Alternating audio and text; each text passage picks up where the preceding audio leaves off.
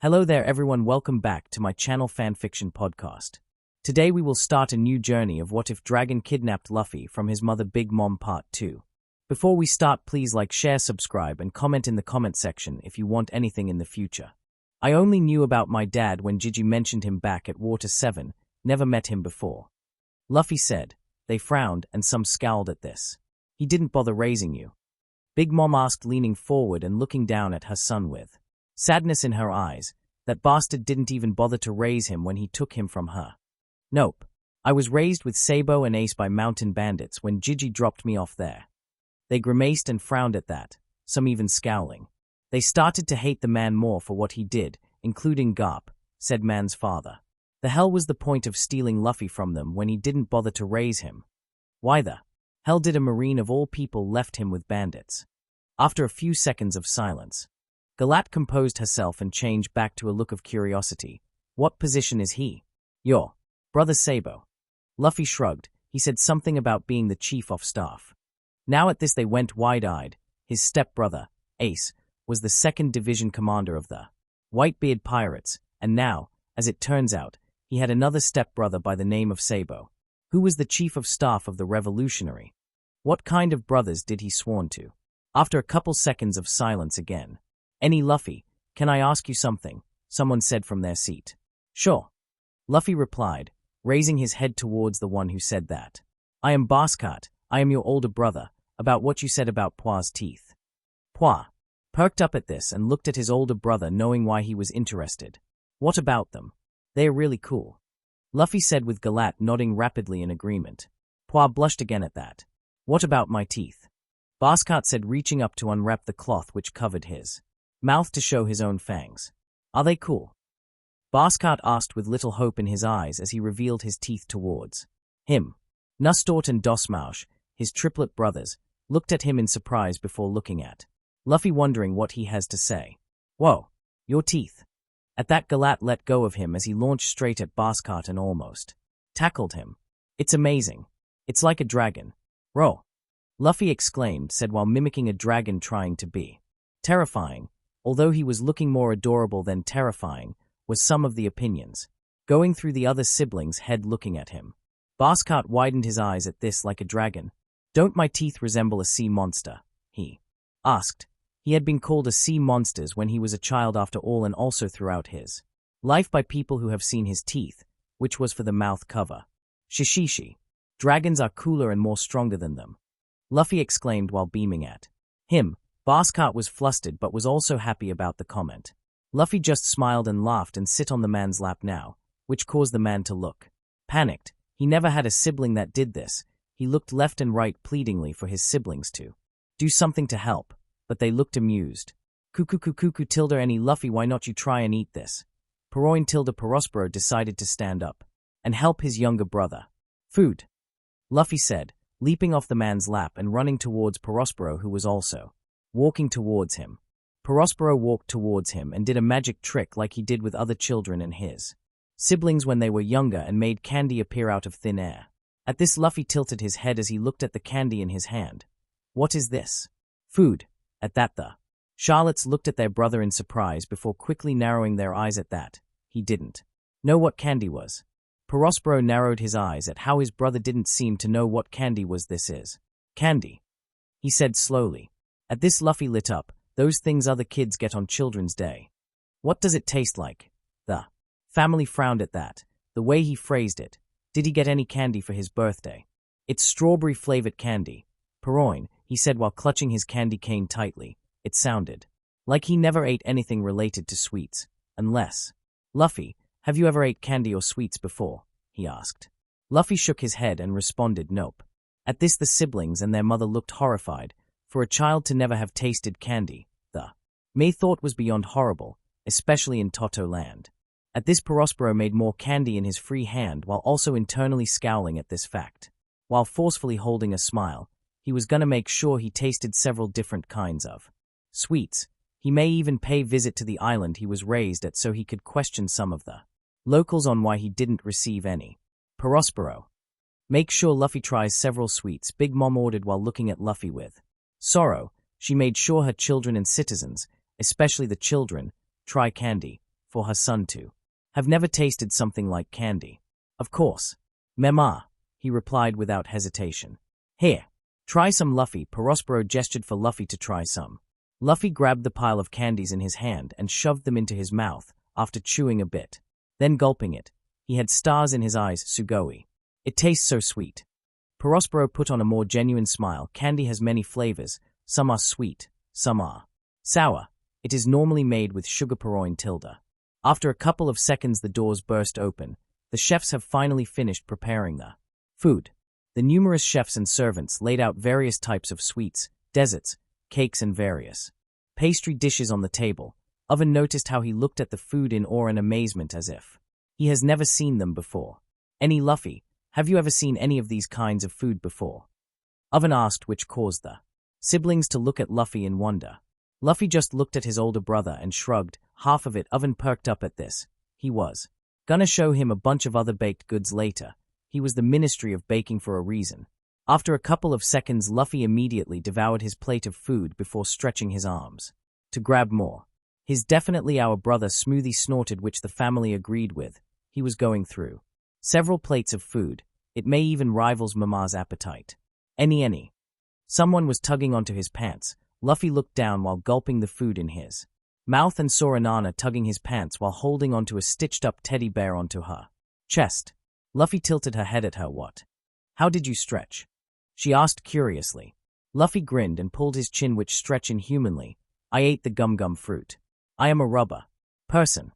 At that, Nana seemed awed. She tried climbing up onto his brother's lap but couldn't reach. Luffy, seeing this, picked her up and placed her on his lap with the teddy bear while tilting his head, wondering what she wanted to do. Anana looks at his face before using her tiny hands to pull her brother's skin, looking amazed at how it stretched. She pulled his chin, his cheek, his nose, then his arms, while Luffy just shrugged lightly and smiled at her.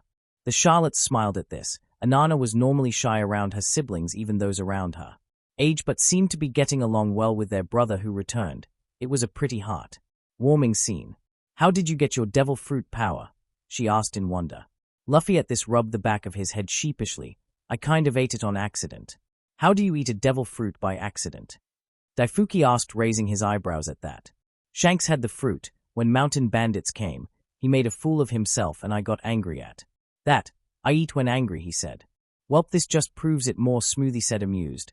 When she was younger she would bang her head on the door frames when entering a store because of her height. Sometimes when she didn't pay attention, she would grumble and craved for a glass of juice or desserts to help her relax. Whenever she did, she was pretty sure her other siblings also had food cravings when upset or angry. After finishing their food, Anana was just sitting on Luffy's lap while stretching his finger in astonishment. Big Mom looked at her son and asked a question. So, what's your crew like, my son? Chapter 9. At this the family were leaning in curiosity, wondering what kind of people joined his crew. Okay, who should I start with? Luffy asked, blinking at everyone curiously. The older siblings smiled at that. From what they have seen from him, he sure was childish. It was kind of nice. Not only that, he seemed to not mind some of their brothers and sisters' unique features. Start with the first then the last, Broy said. It would make sense to go with the first then the last crew member. Also tell us how you met them and how you got them to join you, Brulee added on. Tamago, get the bounties of my son's crew. Big Mom ordered, to which he nodded and left to get it. He had already printed it out, but she ordered for him to wait until they got him back. She wanted to put faces on the names his son was gonna mention. In the meantime, Luffy started talking about his nakama. Alright, first would be Zoro. He is my first mate and a swordsman. He uses 3 swords to fight. I met him in East Blue. He got into trouble with Marines when he saved a girl from them. He made a deal in which he would go without food for a month to spare her and her mom. Turned out they weren't keeping their promise and were going to kill him in a week, so I told him about it and forced him to join my crew if he wanted to live and get his swords back. Luffy said cheerfully. The swordsman and swordswoman of the family, mainly Amande, were interested about the fact that he was a swordsman. Some sweat dropped at the fact he pretty much blackmailed his first mate to join. Big Mom perked up and looked serious about the starving part but didn't make a comment about it. What do you mean saved a girl from them? Mondi asked curiously about that part. Luffy frowned. Some kid had a dog that was going to attack the girl when Zoro stepped in and saved her. His dad was considered a high-ranking Marine there. His was pretty mean. He threatened to kill his own man if they didn't shoot us. Now at that the family nodded in understanding while frowning. Sounded like the brat he was. Mentioning was spoiled. Is your swordsman strong? Amande asked with the interest of fighting in her eyes. She had fought with many swordsmen, but they all weren't much of a challenge. She wanted to clash swords with a person who would be worthy for her blade. Shirao, especially the strongest swordsman, Mihawk. If her little brother's swordsman was strong, she could finally ease her boredom, and heck, maybe she could have found someone she could have romantic feelings for. She only would date a person if they could beat her or tie her in a duel. Luffy nodded and smiled happily, yeah. And he's training to get stronger too. When you meet him, you guys could spar. Now at that she smirked slightly. She was eager to meet this man when he comes to Toto Land. After Zoro we met Nami. But she didn't join yet. So next would be Usopp. He's the liar and sniper. Now at that they raised their eyebrow at the liar part but let their brother continue on. We met him when we were looking for a bigger ship and his childhood friend was the next owner of a boat company. Some jerk named Kuro threatened her so I kicked his butt and she gave us our first ship, the Going Merry. Next would be Sanji. He's the cook. He fights with his legs. I met him when we had to work at the place he was working at cause I accidentally hit the place with a cannonball from a marine who shot at us. I kept trying to get Sanji to join my crew but he kept refusing, but he joined us when I beat Krieg who attacked the place. At that some of them let out a hum without really any comments. After Sanji, Nami joined us. She's the navigator and she had to work for some jerk called Arlong, who was really mean. I beat him up while my crew beat up his crew and she joined us when I beat him. She really likes money but she's really nice to kids. Arlong, as in Fishman Arlong.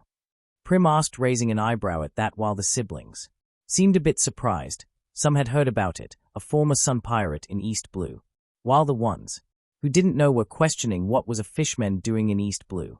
Yeah, that guy.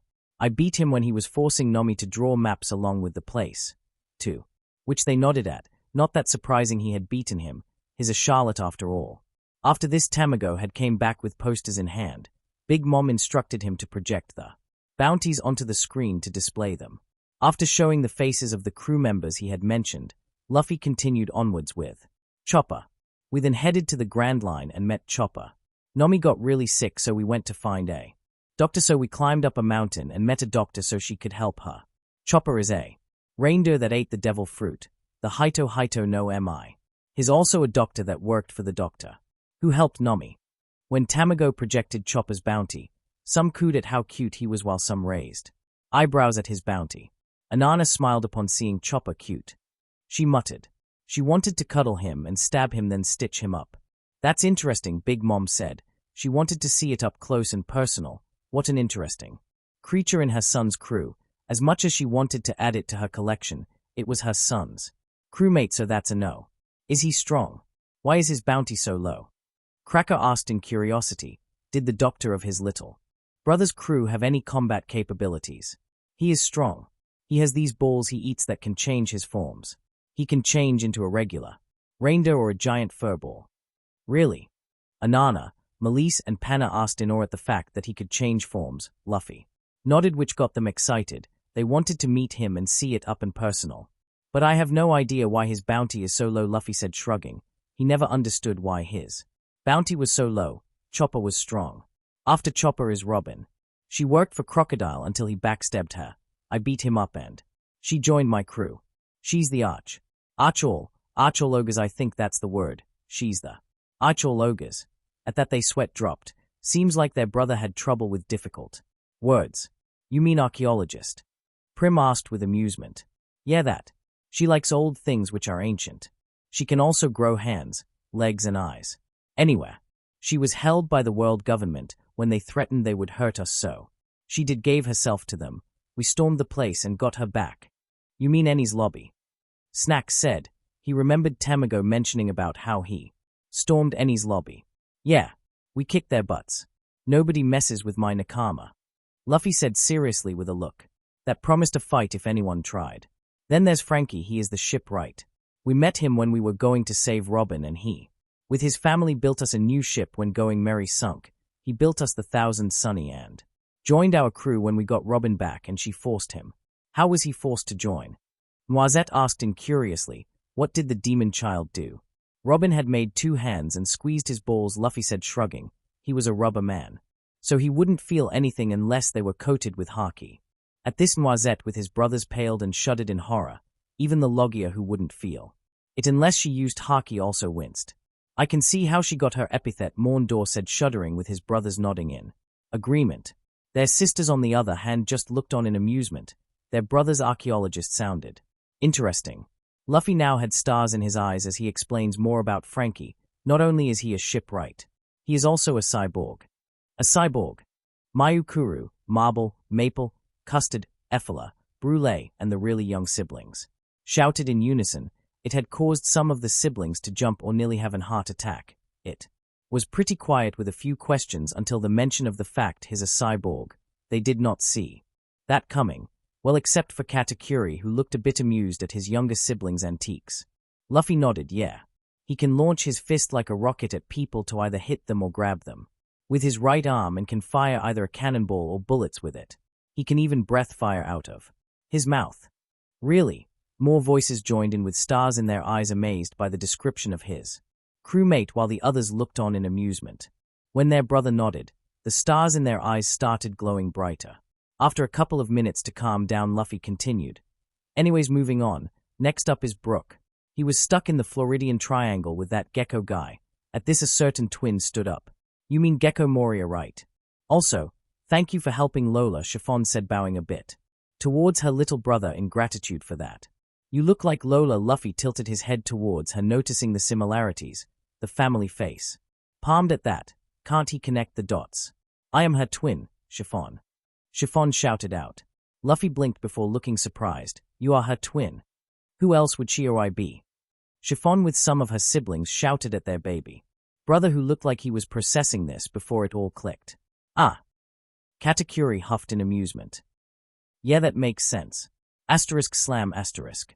Chiffon with some of her siblings slammed their heads while the others were either face-palming or pinching their nose or giggling and snorting in amusement of their siblings' reaction and Luffy's response. After a while, Luffy continued on about his skeleton crewmate. Brook is an awesome skeleton who likes playing music and he's a swordsman like Zoro. Although Zoro wants to beat Mihawk while Brook wants to play music and meet up with Laboon. A skeleton. Laboon.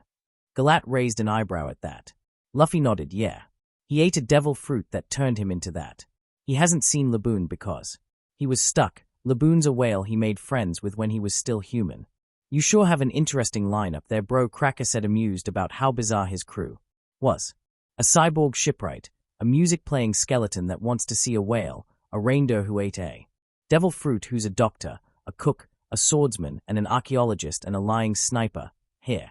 Compote muttered to herself. Her brother had an interesting lineup for a crew. Although, it felt like he left several details out when he explained about how he met up with his nakamas.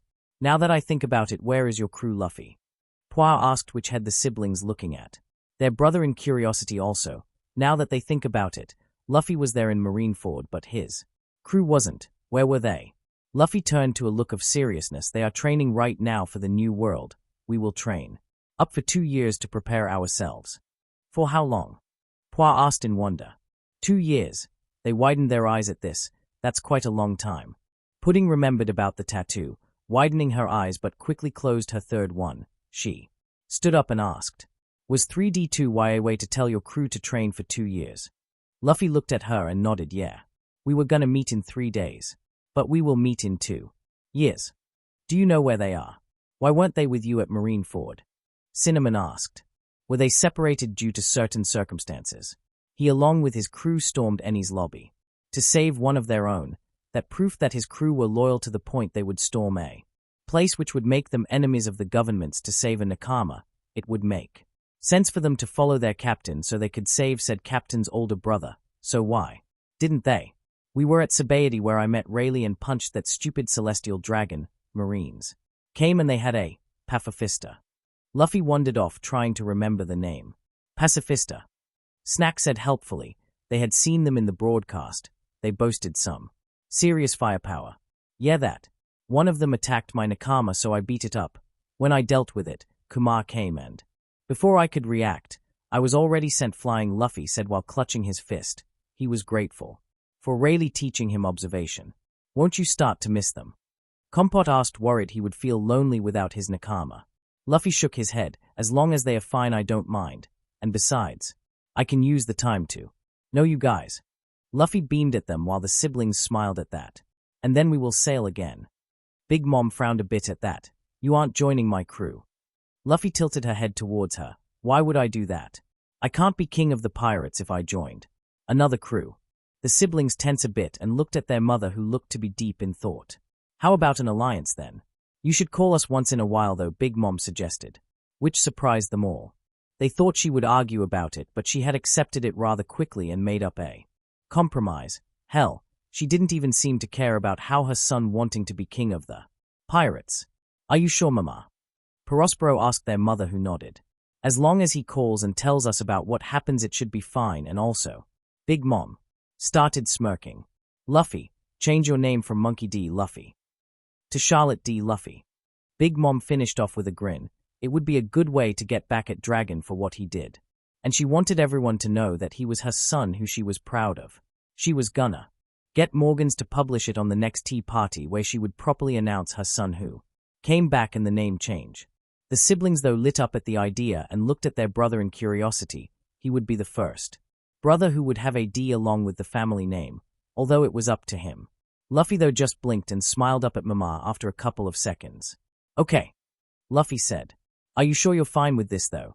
Perospero raised an eyebrow at how quick he was to accept to change his family name. He wasn't complaining though. In fact, he was delighted. Ace went with Portgas instead of Gold because he hated, never met, and didn't know his old man while his mother had died so he could live. I know about Dad, but only saw him once and never talked to the guy. He may be nice, but he took me away from you guys and he didn't bother talking with me. At least I met and talked with Mama and you guys, so it would be better to go with Charlotte. Right. Luffy said, tilting his head towards them, which had them thinking. Yeah, he had a point, at least. Their mother and them actually spent time with Luffy, even though it was kind of the first time they met, but it was due to his kidnapping. Dragon didn't bother raising or interacting with his own child. They may have met once, but that was it. Big Mom smirked at this. Welp, it's official then. The next tea party we shall announce your return as Charlotte D. Luffy.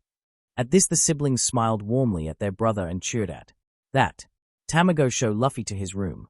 We are going to talk more with Luffy tomorrow at breakfast. It's starting to turn into night. All of you are dismissed. Yes, Mama. After that everyone left, except Katakuri, who was in deep thought with a hand clinging onto his scarf. I wonder what he would say about my teeth. After stalling for a bit, he left. After the dismissal, Luffy followed Tamago towards his room he would be staying in. After reaching the room, Tamago turned around. So this is the place where you dash. Only to find Luffy gone. LLB staying bon. Somewhere in the castle. What do you think about our brother Flamp? Pudding asked, laying on bed swinging her legs. She and Flamp were close after she came and helped her when bullies had grabbed her by the hair and were gonna cut it. It was the first time she had ever seen her so pissed at someone and punched someone so hard. After that she had comforted her and told Mama and their older siblings about it when they came back. They were pretty livid till the point Katakuri and Mama were leaking their conqueror's haki by accident. The next day many people awoke to the sight of how most portions of the walls and the floors of the street had been recolored into one single color, red. After that accident, Pudding normally went outside with Flamp sticking close with another older sibling that watches out for them, although she would still hear whispers of insults that are hurled at her, which was met with a quick stab towards the guy who said that. Flamp wore a red button-up blouse with long sleeves with red dotted white pants with suspender belts and has fingerless gloves with a blow-dart gun she carries around. When she saw how people treated her older sister, she wanted to hit them so badly that she unlocked armament haki this way. He seems kind of dense, naive, and all around airheaded, but he's pretty nice. I think he wouldn't mind seeing your third eye. Flamp said, smiling brightly at Pudding. Mama had taught her to be kind towards her siblings, as people would make fun of them for their looks. She was raised pretty strictly, which she was secretly grateful for when she saw how people had viewed her siblings. She was considered the best younger sister for always, supporting and being there for her older siblings. She had been wary and tense of their older brother who was stolen from birth, thinking since he wasn't raised inside the family that he would see them differently. Fortunately he didn't. In fact he seemed to like their siblings' features, while some of them really.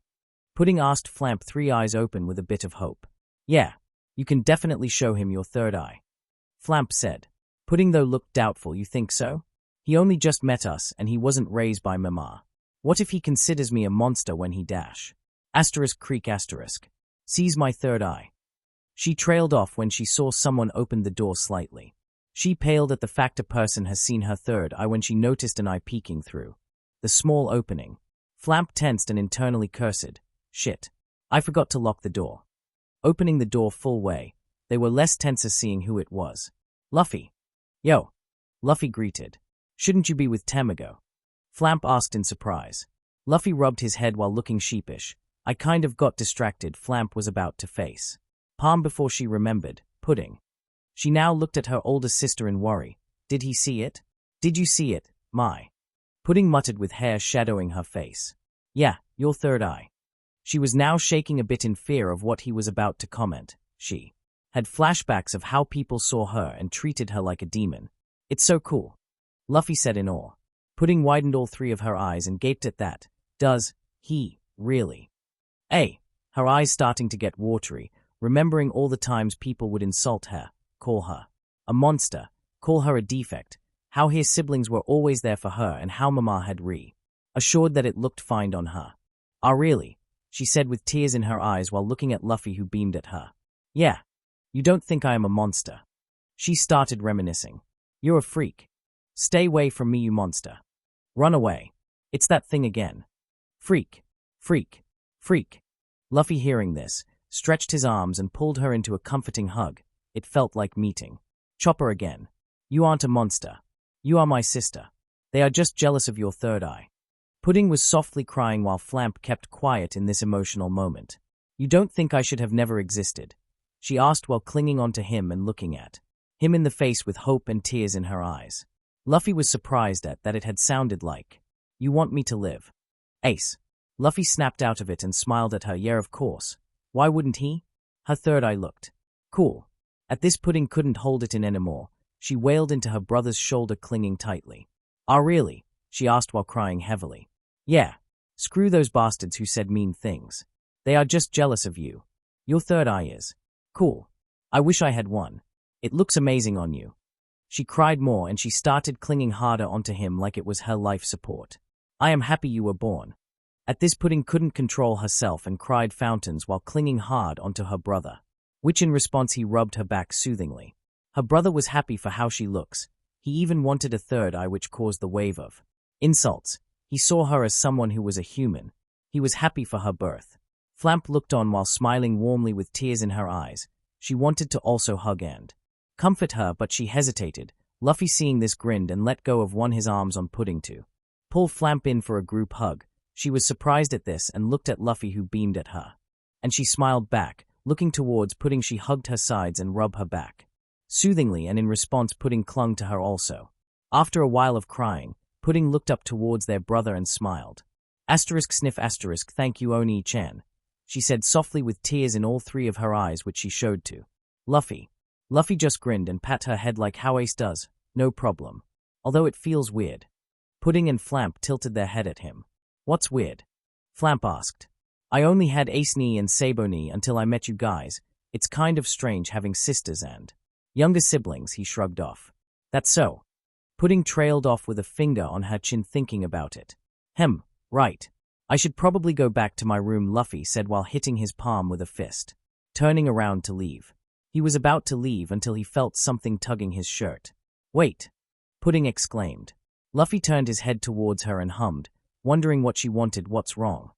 Pudding looked embarrassed while fidgeting and twiddling her fingers. Can you sleep with us? Why do you want me to sleep with you guys? Pudding frowned a bit. I have nightmares when I sleep alone. She shuddered at the nightmares she had before Flamp found out about it and slept with her to keep them away, although sometimes it didn't work. Luffy nodded in understanding. I also have nightmares when sleeping alone. At this, Pudding perked up really. Luffy just nodded, yeah. Pudding smiled a bit at the fact she had someone who could relate when it comes to nightmares. She was glad that their brother returned and helped her problems and deepest insecurities. She felt weights coming off her shoulders. She felt free. It's as if the sun had came and got rid of her inner demons and dark thoughts.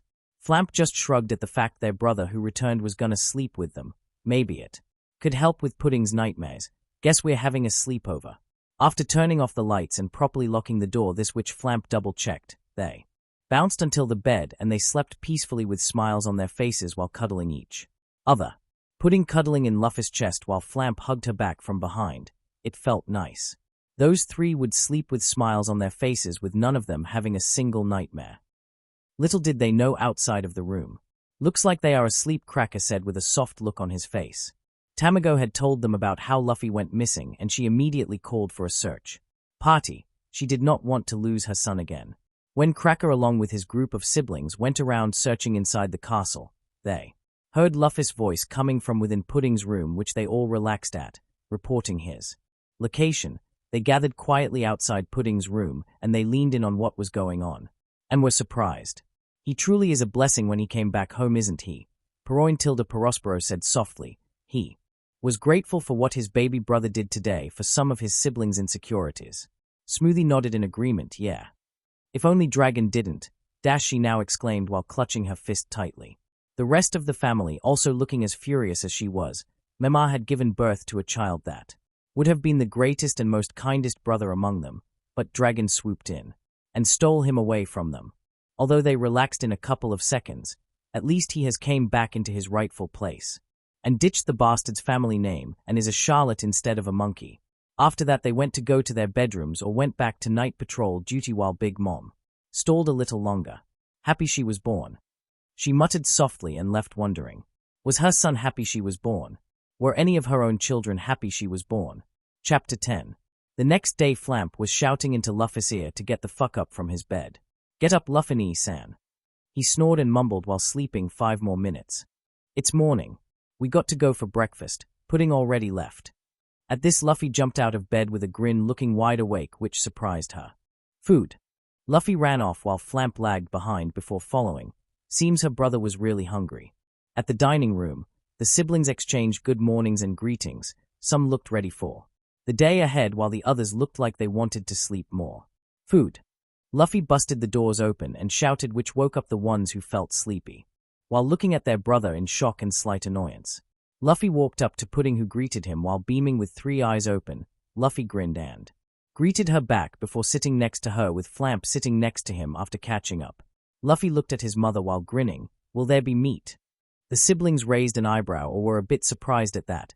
It was pretty unusual for a sibling to ask for something besides sweets, desserts, and pastry food.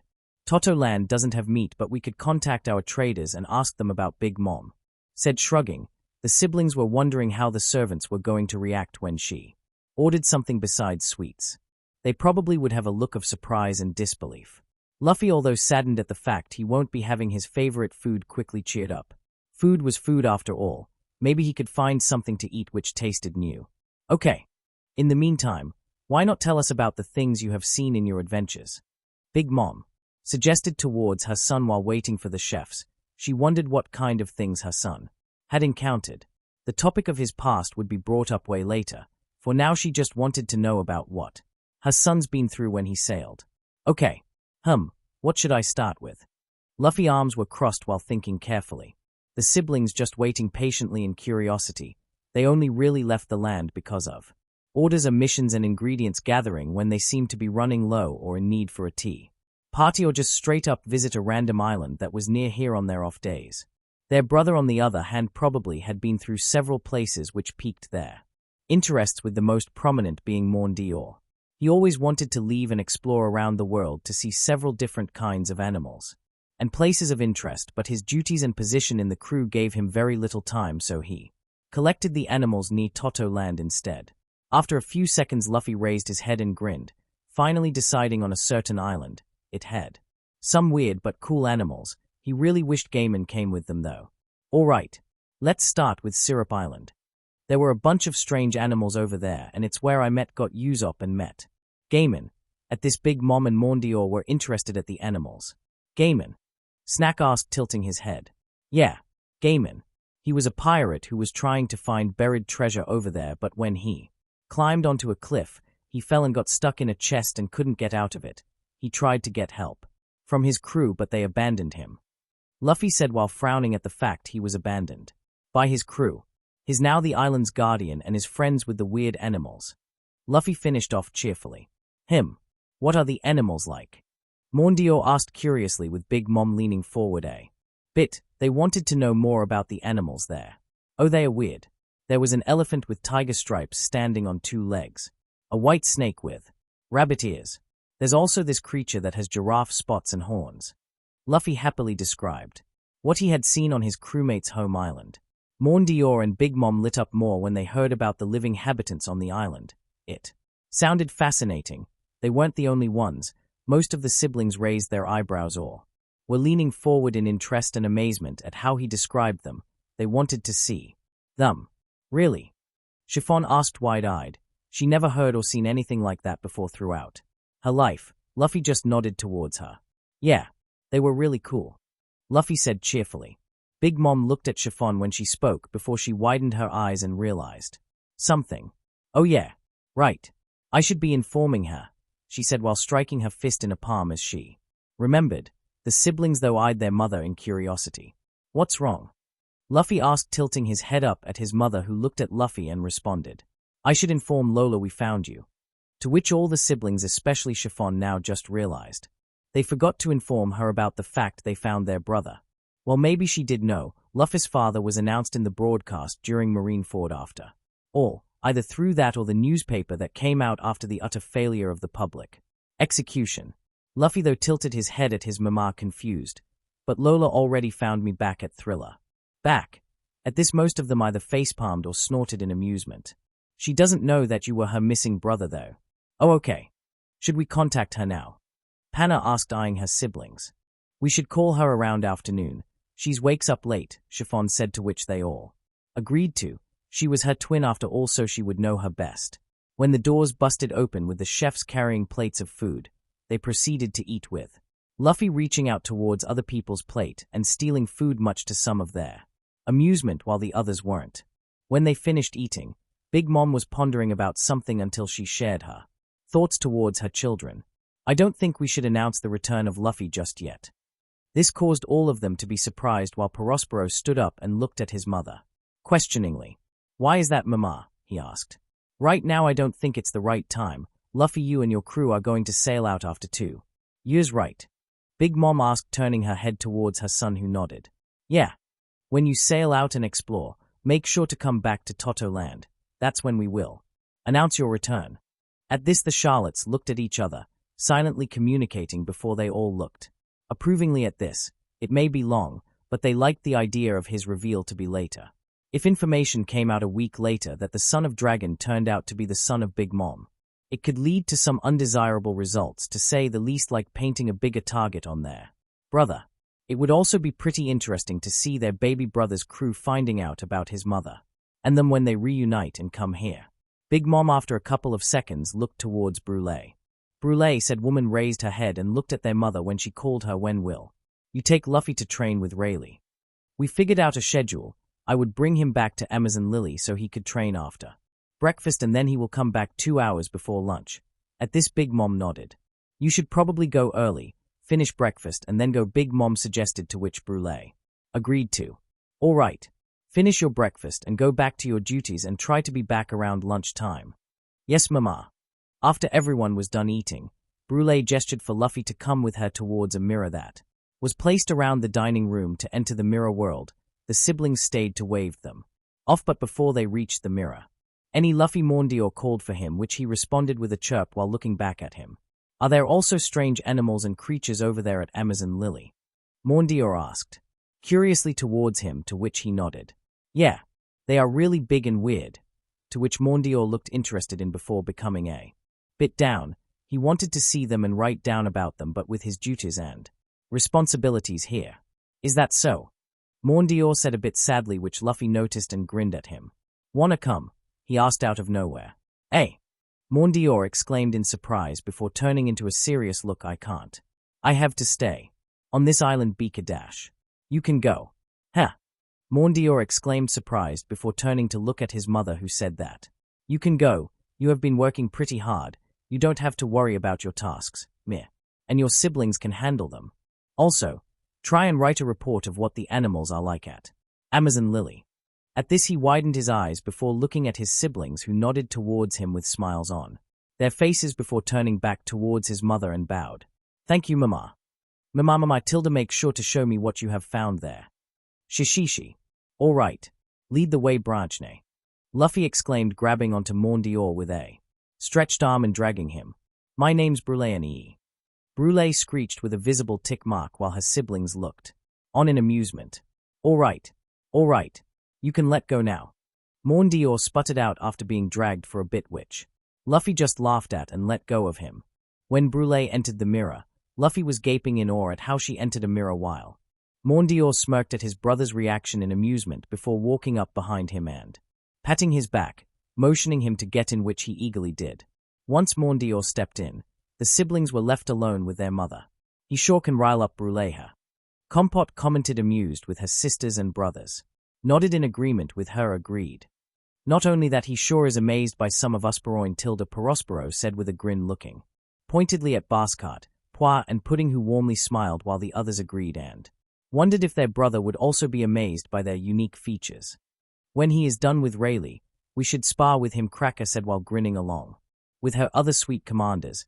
They wanted to see if he had the power to back up the billion bounty on their brother's head. Amande, Katakuri, said individuals looked at their mother when she said their names. While you were sailing back, have you found out anything about your brother? At this both had a soft look, remembering what he did for Brulee before immediately looking grim. He was tortured, Katakuri said while grimacing and clutching onto his fist. His siblings looked horrified before they had a look of anger. Who? Poire simply asked, looking with her eyes narrowed, looking ready to absolutely slaughter the bastard who did. Her little brother, even though it was such a small time, had quite an impact on her with how he complimented her teeth and seemed in awe when he looked at them. She felt very happy to know someone raised outside thought positively of her teeth. To think someone would dare torture said person who was so nice. She wasn't the only one though. Amande had her hand clutching tightly onto her sword. Basskarte had visible veins on his head with narrowed eyes, while Pudding looked equally pissed as Poire. Blue Jam, Amande simply said. Tamago, get the information on that bastard, will you? Big Mom said, eyeing him like a predator. Tamago gulped. Yes, Bon. He sputtered out and ran off before coming back after a couple of minutes. Well. Oven looked at Tamago, arms crossed with a cold look plastered on his face. Blue Jam is pirate who is now deceased. TSK. Well, at least he's dead, Oven said, looking a bit disappointed. He wanted to boil him alive. Big Mom was feeling pretty murderous before composing herself. At least he is dead now, and proceeded to move on to another topic. Tamago. When is Jinbei coming? He should be arriving as soon as Luffy-sama comes back, Bon. Then we can discuss negotiations. What about Caesar? Any progress? None. He's asking for more money for funding though, as he stated the research was complex. At this, Big Mom frowned but shrugged it off. Gigantification was probably tough to research. She still had thoughts that said to look further into the matter though. Big Mom dismissed her children and waited for Jinbei's arrival. She wondered what their candy tasted like. At the mirror world. Once entering, Luffy was in amazement and awe at the fact he seemingly entered a place which seemed to stretch infinitely with mirrors everywhere. What is this place? He asked in amazement mixed with curiosity, which had Brulee giggling at. Her siblings, when they were still children, would always be stunned when she entered a mirror, and stuck a hand out motioning them to come inside, which freaked them out, but upon entering, they would be amazed. Mondior ruffled his hair, smiling before explaining. This is Brulee-san's devil fruit power, the Myra no Mi. It's a paramecia-type devil fruit. She can create and manipulate mirrors to reflect attacks back at her opponents, transform herself and other living things into mirror images of different people, and most importantly, to turn any mirror to a portal towards the mirror world. At this, Luffy looked amazed at what his older sister can do and turned towards her the mirror world. Brulee laughed before further explaining, WIWIWIWIWI. The mirror world is my pocket dimension of sorts. As long as I can fit inside a mirror, I can access this place. You notice all those mirrors placed all over the place. At this, Luffy looked around and yeah, it was on the floor, the ceilings and the walls. All of these mirrors lead to the outside world on the other side of the mirrors, which means you can travel pretty much anywhere as long as there's a mirror. Luffy looked even more amazed. Really? Brulee just laughed again before holding onto Luffy's arm and walking towards a mirror. Stopping in front of it, Luffy saw how the mirror was showing people of different races walking around in streets made seemingly out of food. If we were to step out of this mirror, we would be outside Mama's castle and out in the streets. The mirror here is outside of a general store, Brulee explained while Luffy looked amazed then. Confused. Why is it there? Luffy never really saw mirrors outside of a store unless it was a store that sold mirrors. Mondior had walked towards Luffy's side and explained. Depending on where the mirror would be, she could send people there that would be perfect for ambush or sneak attacks. Either that or transportation. Mema ordered mirrors to be placed around her island so she could bring reinforcements if there was ever an attack when she got her devil fruit. Mondior explained. He would help navigate and plan out which mirror she would use. Oh, okay. All right. Let's get you to Rayleigh, Brulee said, walking onwards to the mirror she had placed at Amazon Lily. Lead the way, Branchne. Mondior covered his ears with a look of slight amusement upon hearing Branch. My name's Brulee Nee. Luffy just laughed while Brulee walked while grumbling with Mondior behind them amused.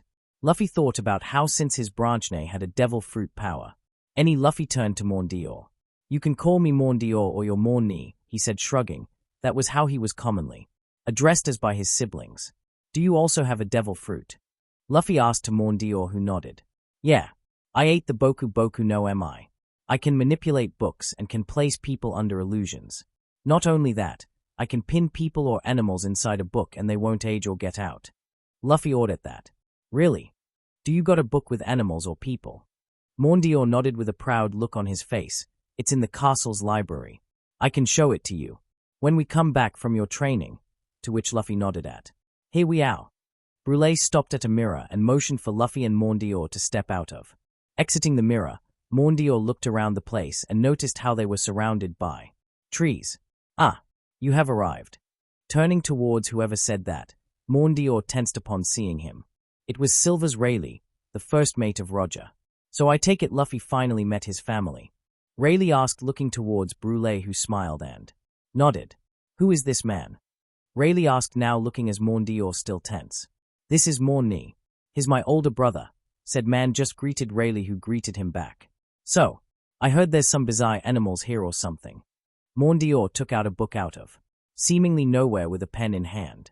Rayleigh shrugged before pointing behind, which Mondior followed before looking at what he was pointing at and widening his eyes.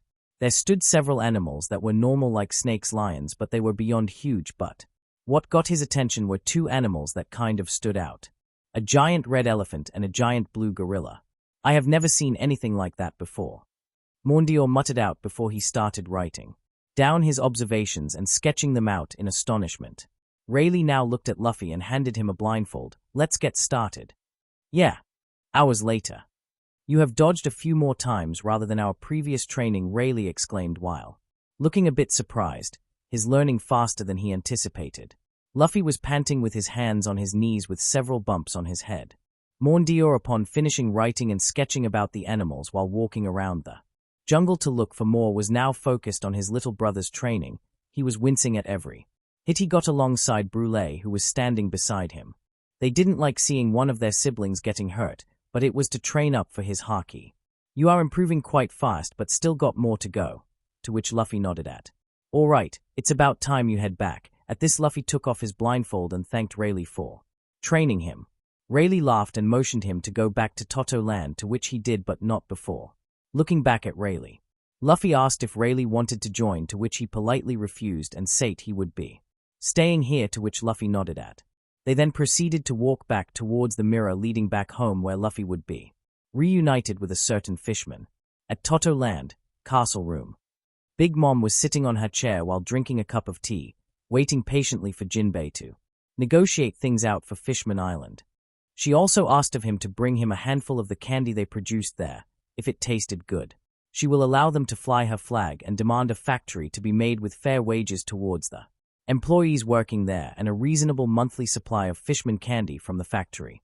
If the monthly tributes weren't met, as long as there was a good reasoning for it, she would turn a blind eye towards it and demand them to meet the next monthly tribute. She did not want to act like some tyrannical ruler who demanded the unreasonable for them and would send her forces to attack them if they refused, like some kid fussing over how they didn't got their favorite toy. It was one of the many things she changed about herself. When the doors opened, there stood the former warlord with a giant bag which he dragged with his hand with a serious look on his face. He was dealing with an emperor after all. There, sitting down on her throne, was Big Mom, a woman who somehow seemingly lost a considerably amount of weight out of the blue and looked like she was in her 20s or 30s despite her age. She was looking down on Jinbei with a judgmental look with a sinister grin. She was trying to study and read what kind of person he is. "Ah, Jinbei. So you have come to discuss about the deal, yes?" she said, breaking the silence. Which Jinbei nodded at. "I take it that you have brought what I asked for, right?" Big Mom asked while eyeing the bag he was holding. "Yes. Here are the fishman candy." He walked forward and dropped the bag of candy in front of her. Jinbei stepped back when he dropped the giant bag of candy while tensing and was on the ready for the worst situation or outcome. Whitebeard's death was effectively the disbandment of the crew, which also meant the islands that had their flags had their protection stripped away, making them open for attacks. Another emperor providing protection had its pros and cons. If they refused, she may send her forces to attack. If they accept, they might have to meet some harsh terms and policies under her rule. Knowing Big Mom, they would have to likely provide candy. If the candy was satisfactory, she will provide protection but demand a copious amount of fishman candy. If she found it unpleasant, they may lose a chance to have protection, which meant they would be open to attacks. Big Mom leaned forward and grabbed a handful of the candy in the bag and consumed them. Her eyes widened immediately upon tasting it. "Sweet," Big Mom said blissfully. After a few seconds, Big Mom now smiled at Jinbei, satisfied. "Mama, Tilda, these are by far the best candy I have ever tasted." "Tilda," she exclaimed in joy. "Thank you for your praise," Jinbei said while bowing slightly. "So for our alliance, I demand a candy factory to be built for mass production." She grinned while taking another handful from the bag and ate it, going back in bliss.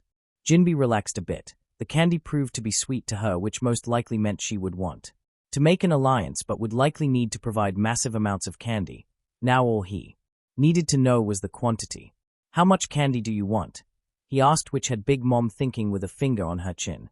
10 tons a month," which had Jinbei surprised at. 10 tons, which Big Mom nodded before changing towards a serious and calculating look. 10 tons of fishman candy.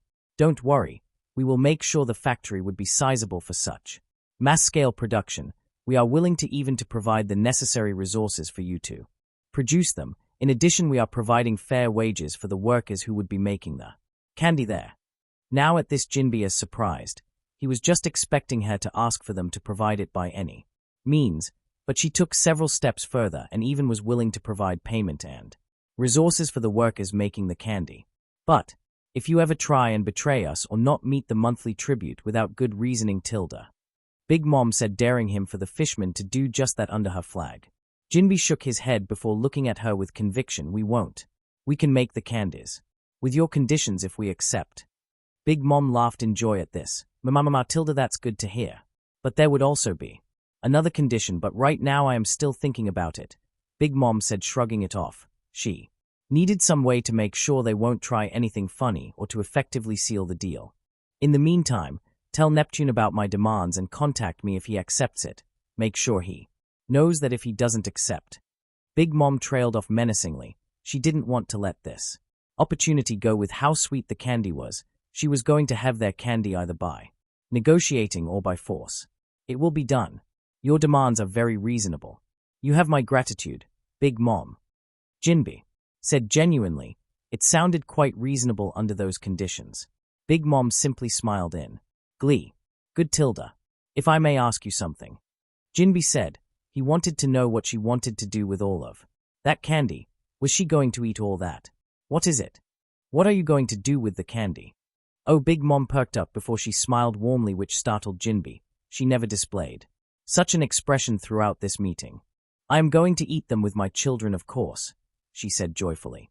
Jinbei was stunned at this. He had heard about how she was a glutton who would send her children to pillage and plunder cooking ingredients and eat candy all by herself, that she was a woman who saw her children as nothing but tools for her own gain, but right now she just simply looked like an affectionate mother who wanted to share candy with her children. Is that so? Jinbe struggled to say out. Yes, especially my son who came back after being stolen. Big Mom said while piquing Jim's interest at this. Stolen? There was a child who was missing. A son who was stolen. At this Big Mom frowned a bit and explained. My 65th child and 36th son was stolen away from his crib, but we found him and he has came back to his rightful home. This got him more interested, but before he could ask, "We are back," someone said behind him. Jinbe widened his eyes at the voice, "It can't be," and turned around. And his jaw dropped. There standing before him was Luffy along with two other people, a man who looked quite happy and satisfied alongside a woman who was grumbling something about how she wasn't a branch. Are we interrupting something? Brulee asked, looking at Jinbe and Big Mom. No, it has already ended. Luffy-kun, what are you doing here? Jinbe asked, looking at Luffy surprised. Why is he here of all places? Shouldn't he be training with Rayleigh back at Amazon Lily? Oh, Jinbe, nice to see again. Luffy exclaimed, waving at him while eyeing the bag lying in front of their mother. The Charlottes in the room wondered what kind of relationship Jinbe had towards Luffy. He was there with him at Marineford. What's in the bag? Luffy asked, walking forward and looking at the bag before his mother took out a bunch of candies from it and handing it out to him. Fishman candy. You should try some. At this, Luffy perked up and took the candy from her hands and ate it. His eyes turned into stars. Sweet. Big Mom laughed at that. Mama Tilda, glad you like it, my son. Tilda. Jinbe froze and was processing this. Oh, what's going on? Brulee asked, walking forward with Mondior beside her, equally curious, and standings by their little brother's side while eyeing their mother's hand holding what seems to be candy. It's Fishman candy. Here, try some. At this, she had their interest, and they took the candy from her hand and ate it, and similar to their mother, they were in bliss. Sweet, which had her laughing again. This is really good, Luffy exclaimed while both of his older siblings and their mother, who took another handful and ate it, were in bliss, nodding in agreement. So what were the animals like there, my child? Big Mom asked, looking at Mondior, who was holding onto a book. They were really interesting, he said while smiling. He was glad to tag along with his brother and witness the bizarre animals there and write and sketch about them. Tell me about them at the library, will you? Mondior nodded at his mother. Yes, Mama. Mondior grinned, looking at Luffy. I can't wait to show you the collection. Yeah.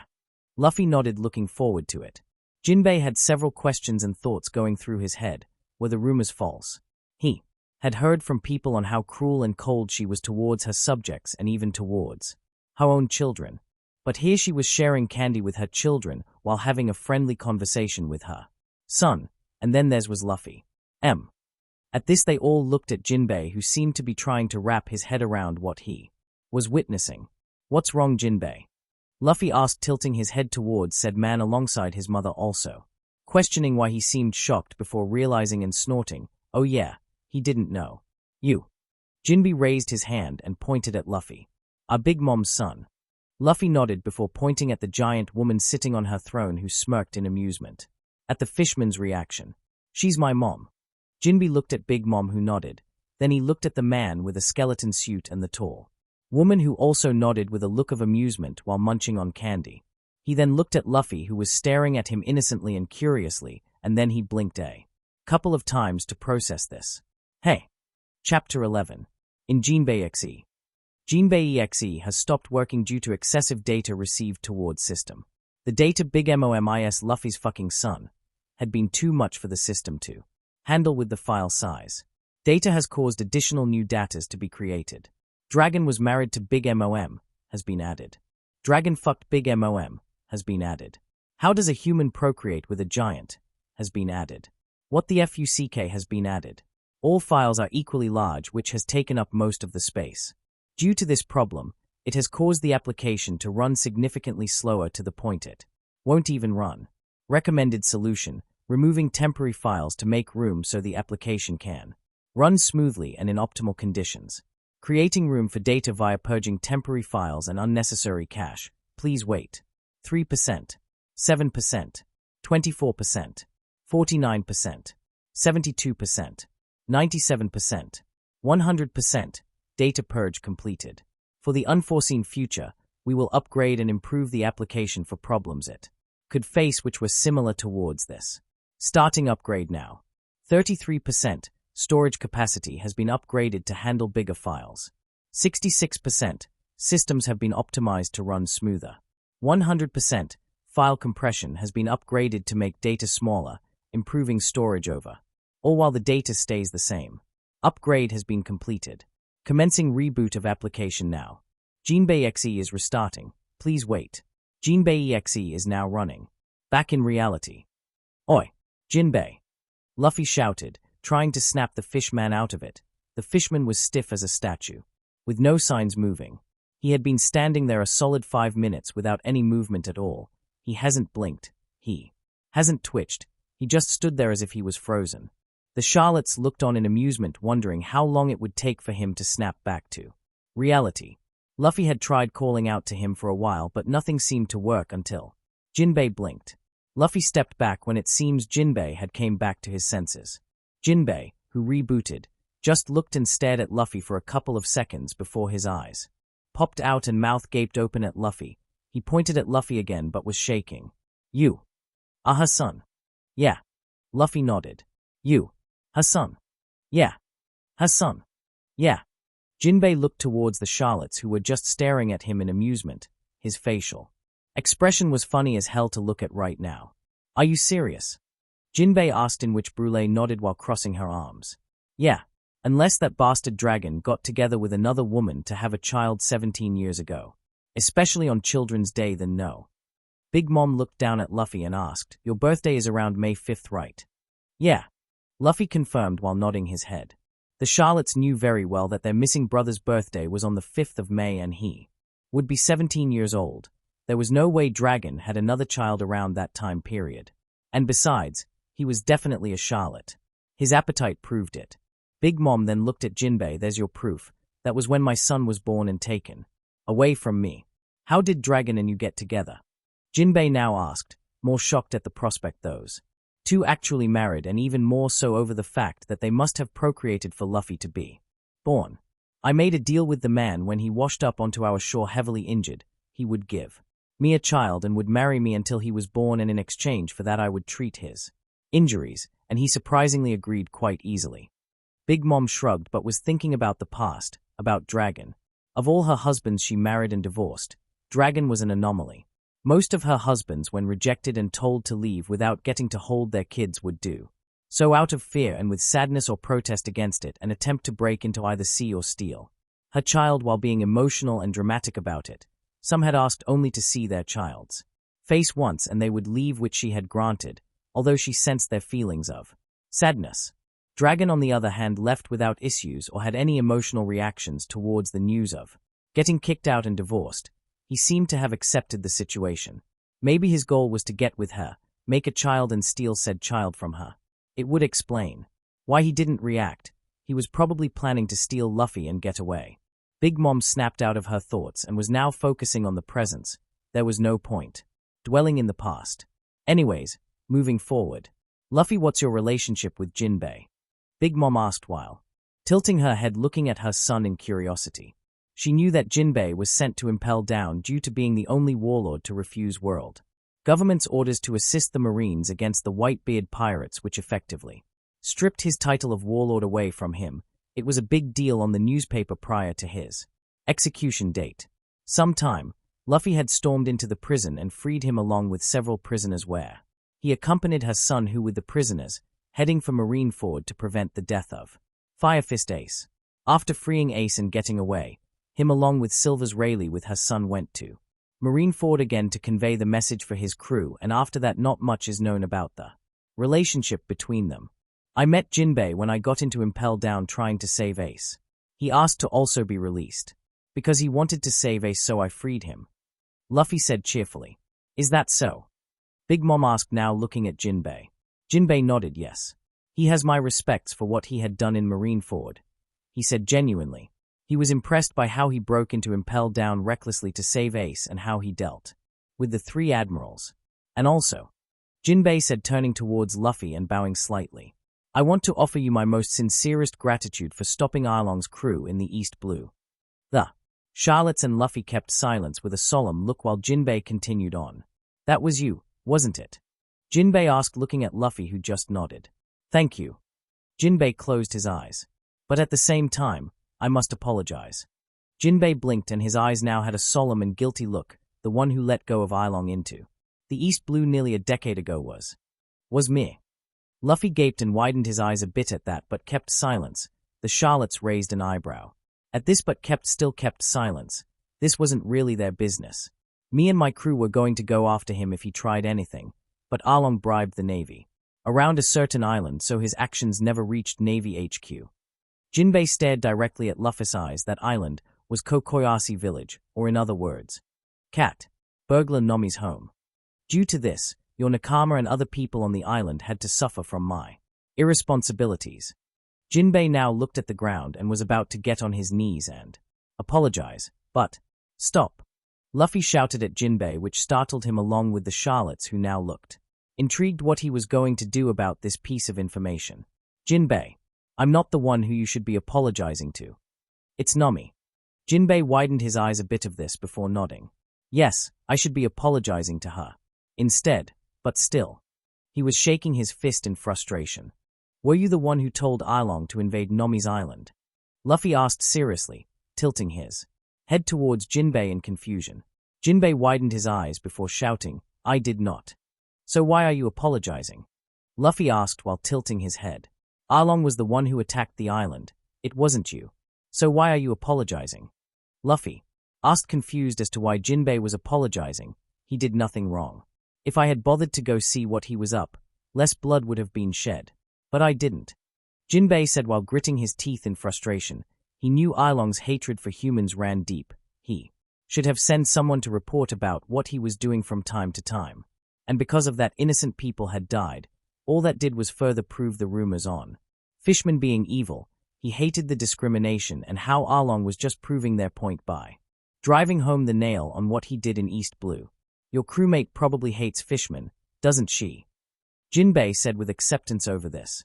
Thought he wouldn't be surprised if Cat Burglar had a grudge against his brethren after what they did. Jinbei just kept looking at Luffy, waiting for an answer that he knew off. Luffy softly smiled and gave a different one he didn't saw coming.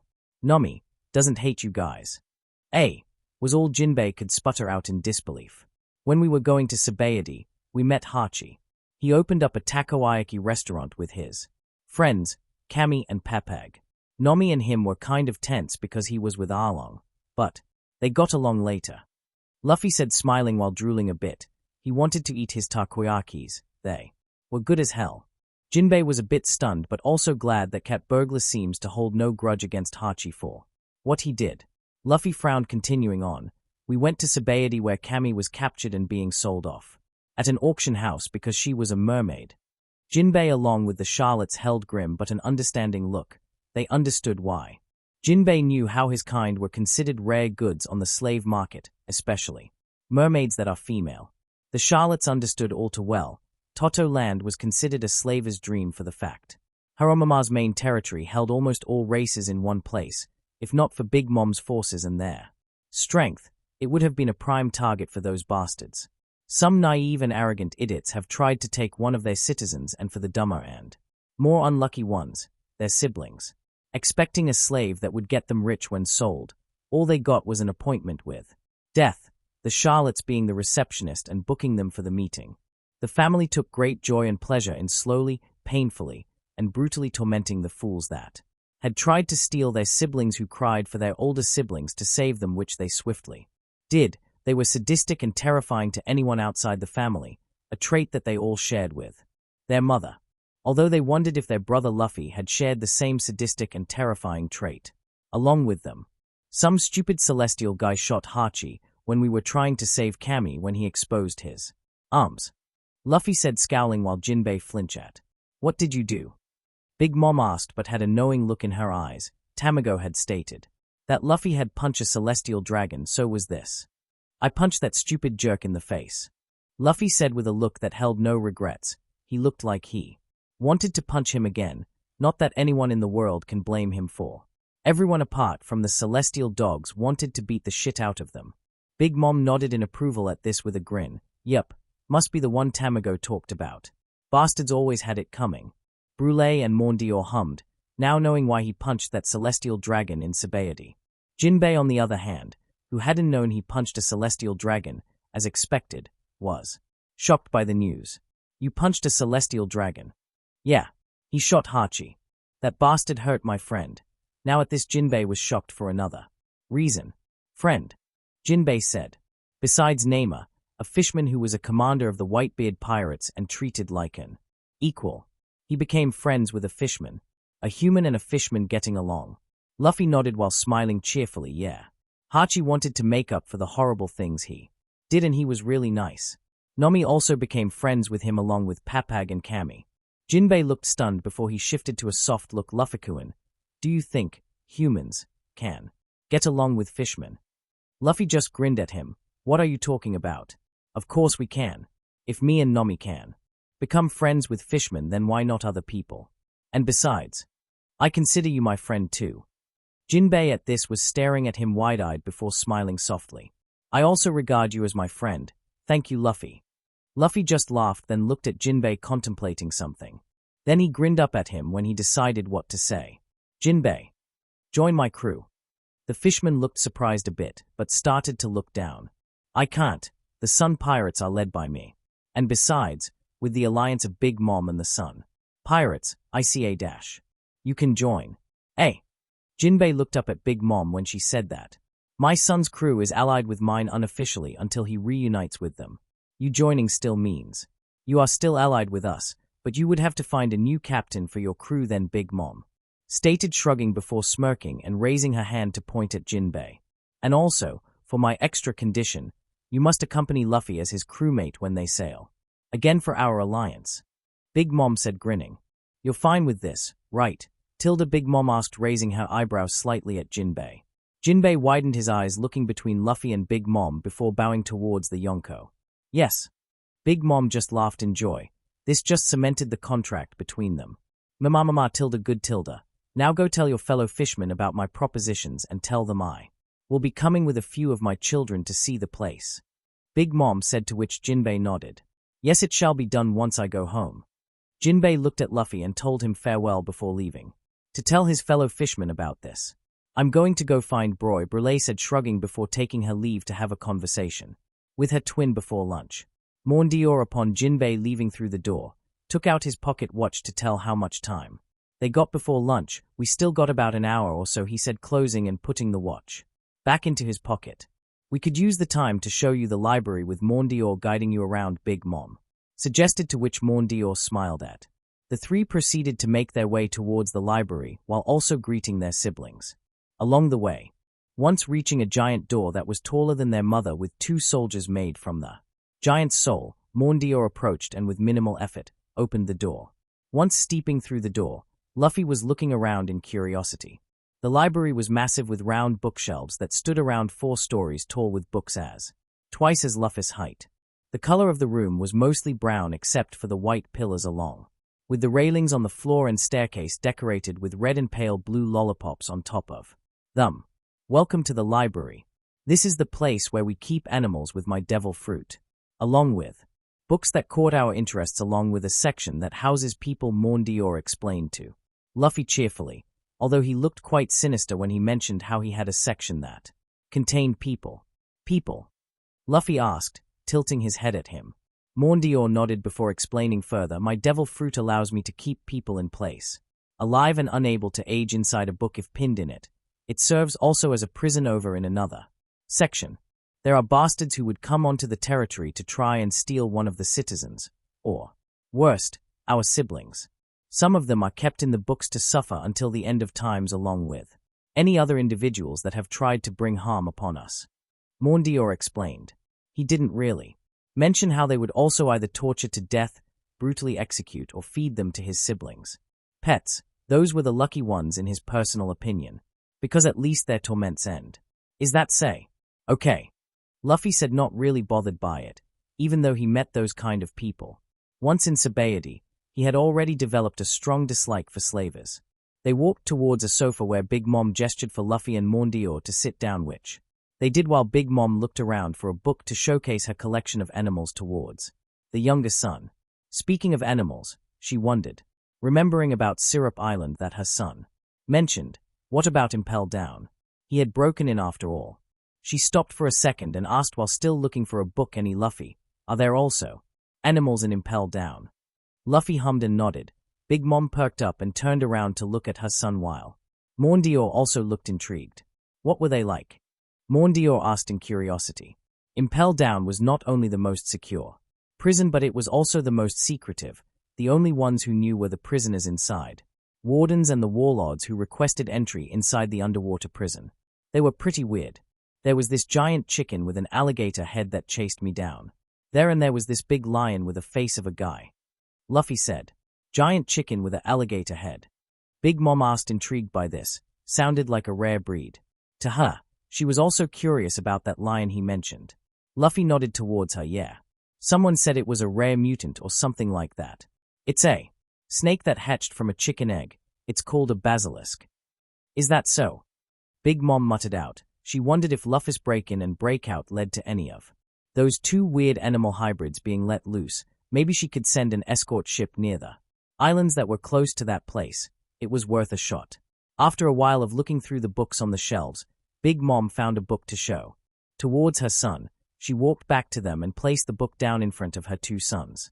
There is always an infinite universe in books. Right now this one isn't complete, but I can show you my recent catch that is my pride and joy as of now. Big Mom exclaimed happily while cracking it open to show a zebra with a horn on its head on the first page. Luffy peeked in curiosity over this. He hasn't seen something like this throughout his travels. Big Mom noticed and laughed in pride. Mama Tilda, it's quite the sight. Isn't it, Tilda, she said while Luffy just seemed to be focusing at the sight of what animal he was seeing. Big Mom just kept flipping through pages while Luffy changed facial expressions when he looked at new animals. You know, we used to have people with very rare genetic mutations or born from certain races. But, after consideration, I decided to release them and gave them the offer to let them go back to their island or let them stay around here. Big Mom said offhandedly. It was about a year after her baby boy's kidnapping. She felt somewhat bad for the people in the books, so she released them but kept the animals. It also was a less of a headache to hear them screaming for help, so that was also a plus. Luffy, when you set sail, make sure to write about the animals or any person who sticks out. Will you? Big Mom asked of her son, to which he nodded smiling. Yeah, sure, he said cheerfully, but then he started rubbing his head sheepishly. But my writing kind of sucks. Why is that? Mondior asked, raising an eyebrow at that. I was raised by mountain bandits. Sabo helped teach me and Ace how to simple math, writing, and stuff when we were kids. But I kind of absolutely suck at math, Luffy said, shrugging, not looking bothered by this.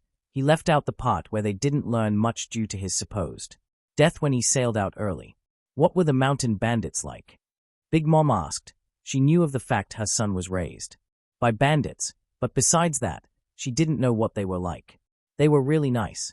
Daden, the leader of the bandits, tried to act mean and bad, but she secretly cared and worried about Ace, Sabo, and me.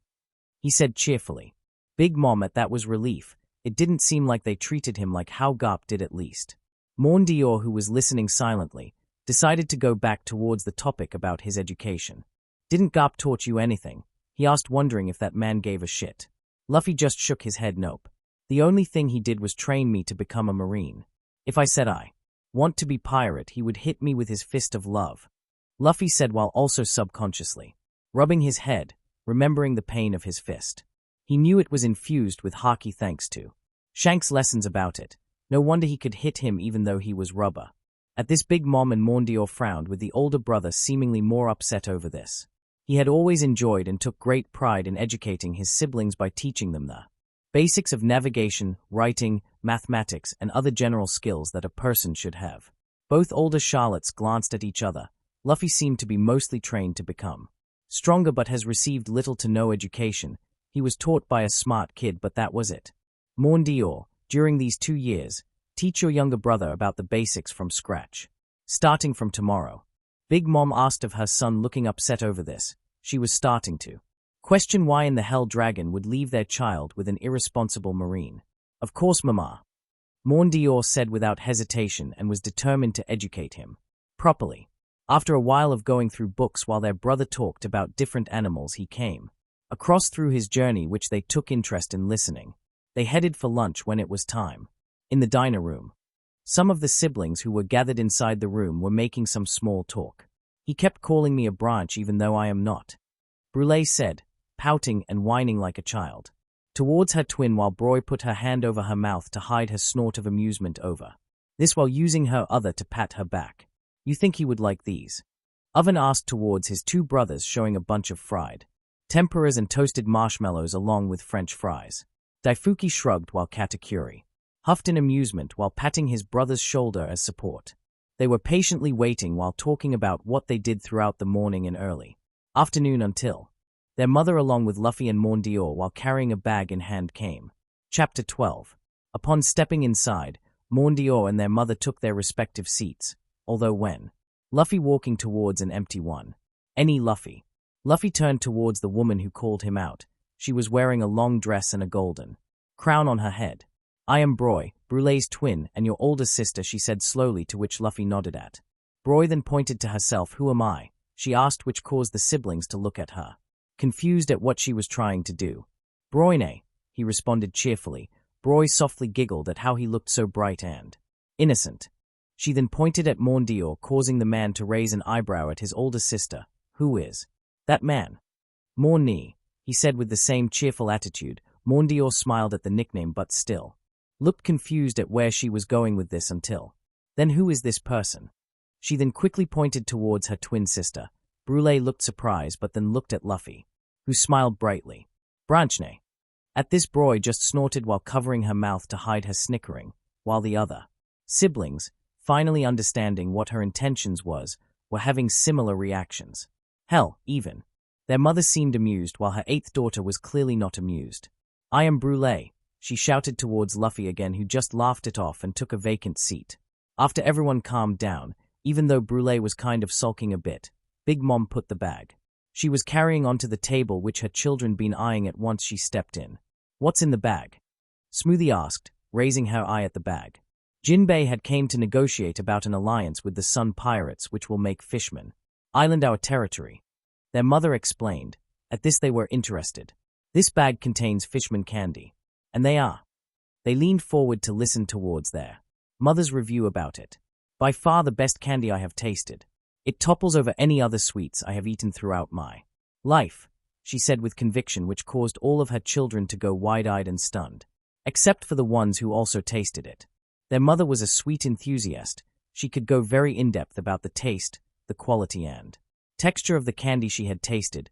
She's even got her own book in the library where she writes reports and personal thoughts about the candy. It was very detailed and very specific about various candies and where to find them. If someone like her says Fishman candy was the best so far, they were either mentally or physically drooling at what heavenly taste it could offer.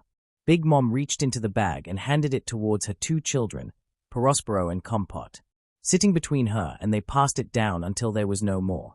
After the bag was empty, their mother along with Luffy, Brulee and Mondior ate theirs after receiving and handing it out, and were in a state of bliss again.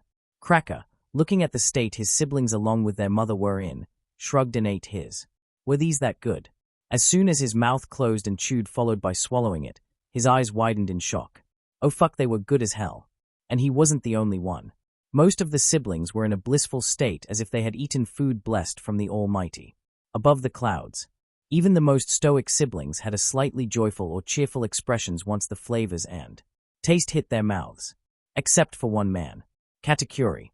As soon as he ate his without removing his scarf, his eyes widened with his pupils shaking. He wasn't in a state of joy like the rest of his siblings, but in heavy denial.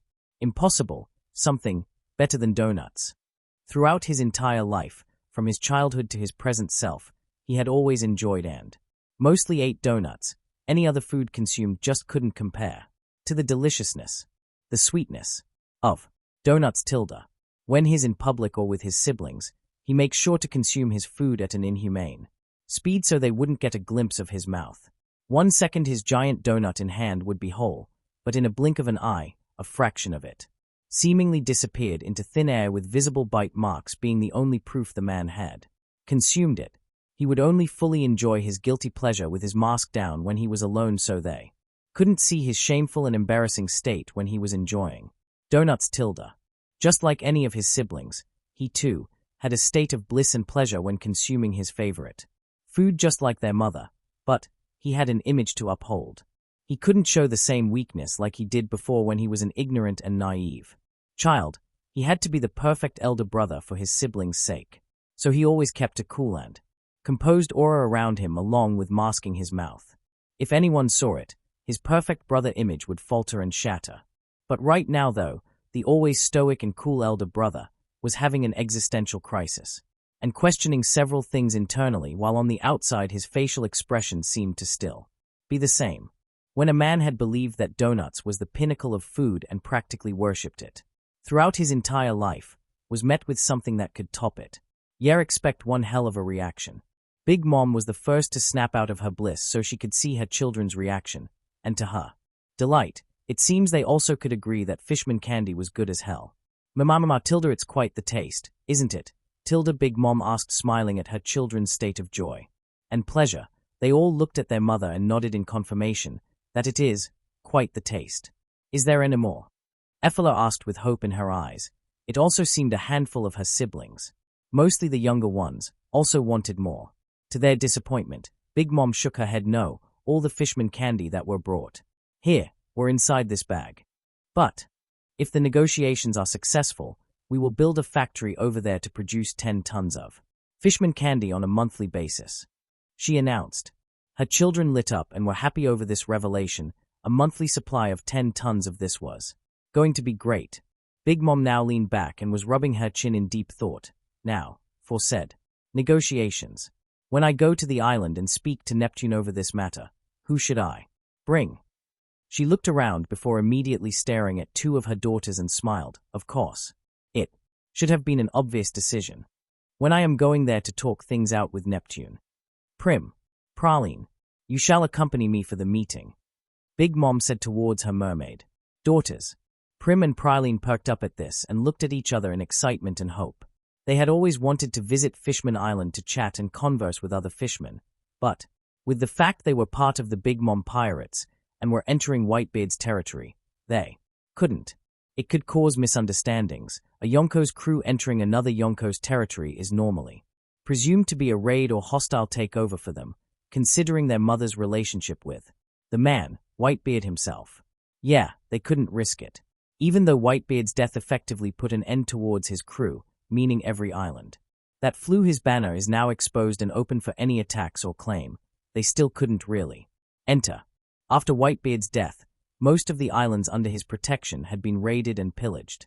For all their worth, fortunately it seemed Fishman Island was left untouched, probably due to both the forces of King Neptune's personal army and the Sun Pirates. If they tried to enter and if the fishmen had found out about who their mother was, they wouldn't be treated quite nicely. Any island under Whitebeards that weren't attacked are on high alert and tense for possible oncoming hostile forces that would come, including Fishman Island. They were lucky enough to come into contact with the Sun Pirates captain for an alliance. This was an opportunity to finally interact kind. They both turned and bowed slightly forward towards their mother in acknowledgement. Yes, Mama. Mama. Good, she laughed in delight. Everything had been falling into place, from finally finding out and bringing her son home when he turned out to be alive and becoming quite the threat towards the Marines, to the fact she had gotten to be able to talk it out with Neptune and Jinbei for an alliance for a candy factory. She didn't have to waste her forces or resort to threats. For this, with the fact that Jinbei swore to sail with her son, just sealing the deal. And heck, maybe one or both of her mermaid daughters may get interested in court feelings. For a man over there, it was way better to see her children find true love and getting married rather than an arranged one. Well, maybe except for Lola, the amount of rejections were getting ridiculous. Although if one of them dared to try to break one of her children's hearts, it won't be a pleasant experience for them to deal with her. After a couple of seconds of silence, Daifuki lightly smacked Oven's back and pointed at the food he prepped before pointing at Luffy. Oven lit up at what Daifuki was hinting at. Oh yeah, he should see what his baby brother thinks about the food he made for him. He walked up towards Luffy and stood by his side and put the plates down in front of him while Luffy tilted his head, looking at the food placed before him. What is this? He asked, arms crossed. This is roasted marshmallows, fried tempura, and French fries, he said while pointing at the 3 plates. Try them, he said with a serious look on his face. Luffy just took the food from the plates and ate them, his eyes turned into stars. Delicious. Oven just grinned and laughed boastfully and patted his baby brother's back. Glad you like it. After Luffy ate Oven's cooked food, which the man was proud of knowing his brother very much, enjoyed it, then proceeding to eat more when the chefs came in until Katakuri pinched his nose in annoyance when he saw the future. The doors bust open with a panicking lion mink. Excuse me. Enemy ships spotted approaching near, he said quickly, looking panicked.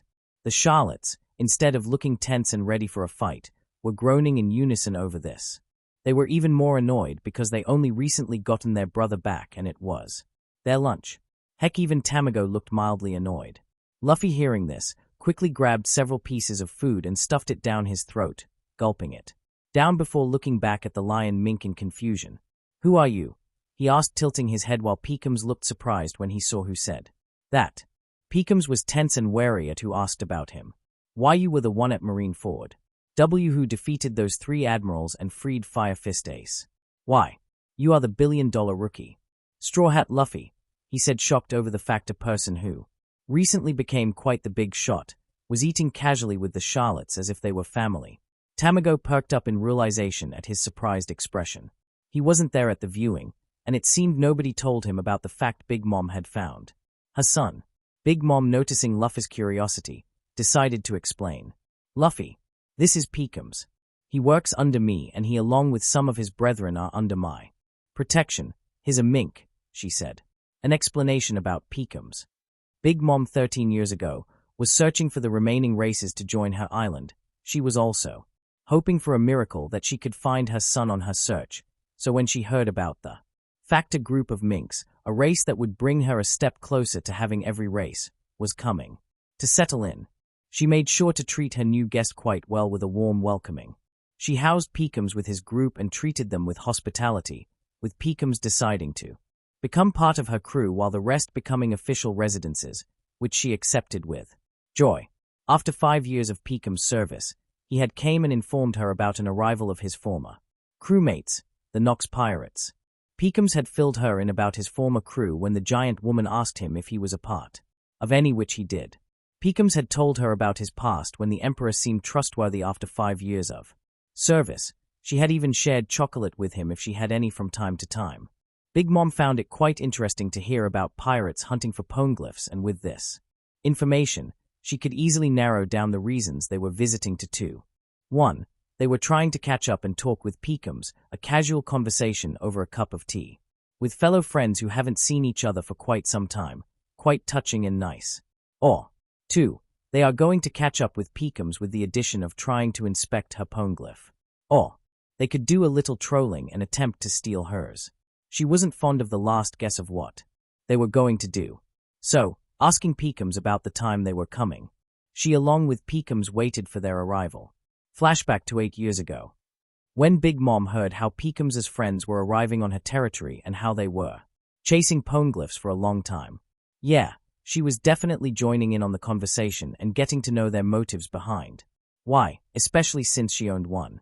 Right now, she was hiding behind a building with her homies, acting as citizens by talking with each other and everyday social interactions. She was waiting for Peekums to talk with his former crewmates, Pedro and Zippo. The actual citizens around the area were ordered by my homies to evacuate the premise for a period of time and were given a small compensation which made them leave without any issues. It was silence until, "Yo, Peekums, it seems they have arrived." Zippo, Pedro, it's been a while. You doing good, buddy? Yeah, it's nice to meet you guys again. Also sorry about this. Hey. And that was her cue to step in, dramatically coming out from behind the building and looking down at the now surprised Jaguar and polar bear mink who gawked at the fact they were facing an emperor. What's the meaning of this, Peekums? The Jaguar mink shouted, surprised. So you are Zippo and Pedro. Let's go settle down and have a nice conversation over tea at my castle. You don't got much of a choice on the matter though, she said as she motioned towards the surroundings. They looked around and were pale once they realized their position. She had ordered her children to position in several places, just in case they tried to escape or anything funny. Outside of a cafe next to their side, Perospero was sitting on a chair, enjoying a cup of tea while looking at them carefully, while Compote was reading a newspaper next to him, taking occasional glances to look at the minks. On the other side from the alleyway, Smoothie stood tall facing them, arms crossed with his sisters behind her leaning on the walls. Behind them in the ocean, Prim and Praline were just floating in the sea with Dior on a ship. Behind them with numerous Den Mushi laid out on a table with him sitting on a stool, ready to give orders if they tried anything. Hell, even in the skies directly above them, Zeus and Prometheus were ready to either electrocute or burn them. To summarize their situation, they were completely surrounded by all sides and compromised. What will it be? Big Mom asked, raising an eyebrow at them before leaning forward and grinning maniacally. Life. Or death. Naturally, they responded with the most reasonable option. At the castle, Big Mom's office. Big Mom was sitting with Peekums and his two friends who were on guard. Right now, she was slipping her tea while Peekums was eating chocolate by her side while sweating a bit under the glare of his former captain. Zippo, after a few seconds of silence, hesitantly proceeded to eat the food. After tasting it and finding it quite delicious, he ate more. After a few seconds, Big Mom noticed how Pedro was not eating anything on the table, still seemingly on guard. Peekums, why not you leave Pedro with me while you talk catch up with Zippo outside? Big Mom said, which Peekums agreed to while dragging Zippo outside with their respective food in hand. Pedro and Big Mom were now alone to converse. After putting her cup down after taking one last sip, she let out a sigh before looking at Pedro, who still was tense. I am not planning to kill you guys. Pedro's eyes widened at that statement before narrowing his eyes. How can we be sure of that? I think you know about our reputation and why we are here, don't you? Pedro asked. Peekums probably also told her about what they were infamous for. Yeah. Pedro, captain of the Nox pirates, a bunch of minks in search of poneglyphs, right? Big Mom said while Pedro nodded slowly. And considering the fact that I have a poneglyph, she said, trailing off, but he knew what she was gonna say next. You are here to steal it or at least get a copy of the writings, she finished off, now leaning forward with her arms on her chin. She was curious on the reasoning and proceeded with her next lines. Why are you so hell-bent on finding them? She asked the million-dollar question. Was he trying to take after Roger? At this, Pedro leaned back in his chair, contemplating if he should tell. After a while, he decided he could tell her. Peekums seems to trust her and she hadn't tried to bring any form of harm towards them. I am waiting and preparing. Big Mom raised her eyebrow at that. For what? For the next person to follow in Roger's footsteps. She now widened her eyes at the reasoning. But instead of bursting into anger at that, she laughed in amusement. Mama, Tilda, is that so? She said while laughing before calming down and looking at him. You are trying to get your hands on the poneglyphs so you could give it to a person who would one day show the potential for such a feat. Pedro nodded at that. Yeah. You should probably stop your search and go back to being one of the guardians of Zoo at this. Pedro flinched in surprise. How much did Peekums told Big Mom about him for her to even know his former role back in his homeland? And why should I? Because there will be a coming of a new dawn. Pedro widened his eyes at that. It may take a decade or so for that to happen. Hell, maybe it would take a century. But it will come. No matter how much the Marines, the government, and the Celestial Dragons try, someone will find his treasure and then the next pirate king will emerge. Big Mom finished off looking directly at his widened eyes that turned soft. Is that so? How are you sure? Consider it a gut feeling, she said, shrugging, but inside she knew. It doesn't matter how much the government tries to prevent it. It will come and the world will bend towards his will. After a couple of seconds of Pedro being mute, he sighed before looking up at the Emperor. Can I visit and talk with Peekums anytime? Big Mom nodded while smiling. Of course. He's your former crewmate after all. Tilda. Pedro stood up and bowed slightly. You have my sincerest gratitude, Big Mom. But if I may ask, don't you also want to be king of the pirates? Pedro asked, and to his surprise, she shook her head. No, after something happened, it made me realize I never wanted to take after Roger, but Rather take care of my family, she said with a soft look in her eyes. That's so, Pedro replied back. After that, Pedro and Big Mom had small talks, mainly about what Nox meant, before Zippo and Pedro left to go to zoo. Pedro and Zippo had hugged Peekums and gave him their contact so they could talk to anytime.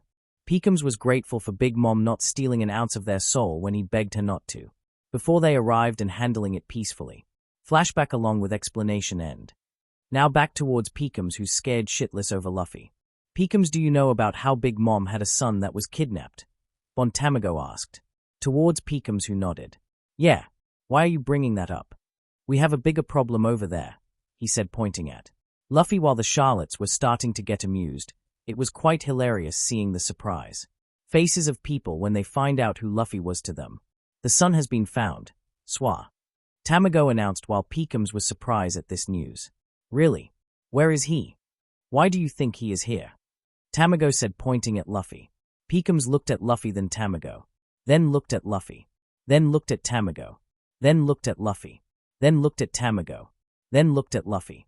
Until he finally connected the dots. Peekums was gaping while pointing at Luffy, shaking his body a lot. Why you are Big Mom's son? Yeah, Luffy said as if it was obvious. Peekums looked at Tamago, who nodded at him and took his cup of tea on top of his head for a sip, then looked at the Charlottes, who nodded at him with looks of amusement. Ha! He fell backwards and was unconscious from the situation. Guess it was too much for him to handle, Bon Tamago commented with amusement. Chapter 13. The Charlottes cracked up a bit at Tamago's comment. But, as amusing as it was, they needed him to get the fuck up to identify who the hell is attacking them this time. Seriously, the audacity for these people to attack during their lunch time. Melisse.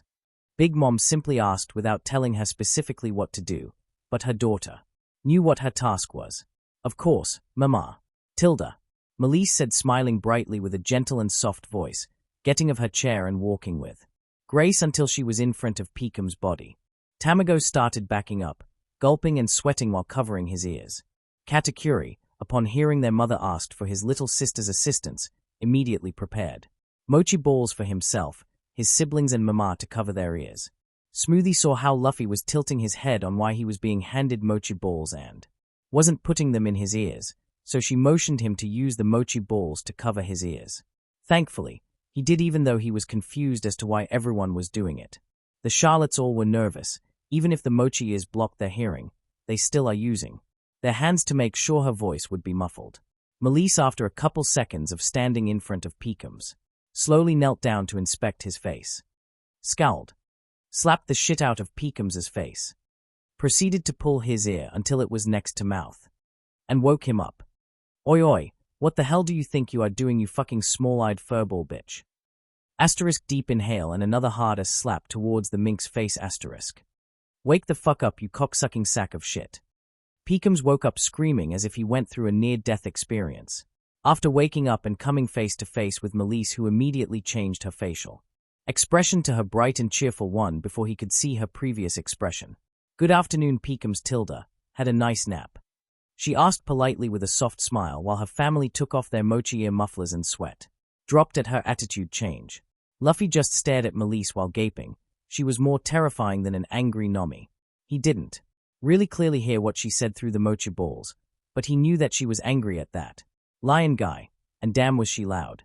The lion mink, unaware of the events that unfolded during his unconscious state, just nodded obliviously.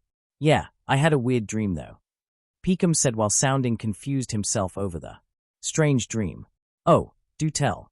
Smoothie asked from her seat, gesturing him to share what dream he had while she took a sip of juice from her glass. I dreamt that Straw Hat Luffy, the recent rookie whose bounty skyrocketed to 1 billion berry, the brother of Ace who defeated 3 admirals, was secretly Mama's son and he was eating with you. Guys, ain't that crazy? Peekums exclaimed, looking surprised over the bizarre dream. The siblings were snorting or snickering quietly over this. Smoothie snorted in amusement while taking another sip. Is that so? Peekums nodded rapidly towards her before looking at all the Charlottes. Yeah, there's no way in hell that he is Dash. Then his eyes finally landed on Luffy. A Charlotte. Peekums, upon seeing Luffy and staring for a couple of seconds, took off his glasses and took out a tissue out of seemingly nowhere to wipe it. Maybe they were extremely blurry. Upon putting them on after being thorough wiping it, he was still there. He slowly turned his head towards Tamago with a deadpan look. He really is a Charlotte, isn't he? Yes, he is. Tilda Tamago said while patting his shoulder in amusement over his partner's reaction. Peekums with this information dump wanted to ask several questions. But he still had to finish giving the description and identity of the attackers. So he decided to just leave the pile of mess towards his poor future self. Now wasn't the time to think about that. Anyway, continuing on about the attackers. Peekums continued going back to the urgent situation as if that revelation had fallen to a deaf person, much to everyone's amusement for a few seconds before looking serious. What is it this time? Slavers. Some small fry crime organizations. Mercenaries. Daifuki asked, grumbling. Throughout this time of the month, they had gotten very frequent attacks. From the groups he had mentioned, they weren't even a challenge and weren't worth caring about, but when they keep attacking non-stop, they were now a nuisance. It's like getting rid of a fly but another one pops up the next day. It's getting on him, his siblings, the servants and Mama's nerves. He knew what their occupations were thanks to Mama's network of spies which informed her of anything they knew of, and also because the siblings were quite brutal when it came to interrogating them if there were any surviving enemies to make sure they won't lie. They did not only tried to bring harm to the civilians, but they tried to also attack his siblings too, which made it all the more pleasurable to torture them. Although, strangely enough, they all had one thing in common: when they broke and spilled the information they wanted, they were all hired to bring a resident or one of their siblings towards a client that didn't care if they were dead or alive. If they were successful, they would be getting quite a high pay, depending on the person's status, occupation, and race. This wasn't the first time something like this happened. There were many dumbasses that were hired to capture one of them, but they all were after them for their organs specifically. With this information, Mimar contacted a person who was an expert in this. Jigra. Mimar has relations with infamous underworld leaders, one example being Jigra, a person who also works in the illegal business of organs, but he wasn't the one orchestrating this. The methods Jigra used to get organs were way more concealed and tamer rather than the way more aggressive and bolder attempts. Jigra's normal and well-known approach was to get his employees to attack and kill any unsuspecting victim and harvest their organs while doing it with no witnesses, and if there were any, they were just extra profit to be made for them. Knowing Jigra was seemingly innocent, Mimar contacted him to discuss other similar rival organizations that also made off getting rich over this sort of business, which Jigra complied. Happily. It was a win-win situation after all. Jigra would have less rivals and Mimar would stop these damn frequent attacks. Amongst the several organ-stealing groups they talked about, one name stood out among the rest. Peekums shook his head, which had the siblings' interest, a new kind of group that was trying to attack them now. No, the attackers this time are an illegal organ-dealing group. At this, the Charlottes lit up. Had the ringleader of this fucking operation decided to make an appearance now? Was it them? The one Jigra talked about with Mimar. What's their crew's name? Oven asked, narrowing his eyes. He hoped it was them. He never really took joy in boiling someone alive. But, for them? He could do it with a big grin on his face while he hears their screams of agony. They are inhumane harvesters. At this, the corner of their mouths twitched up in glee.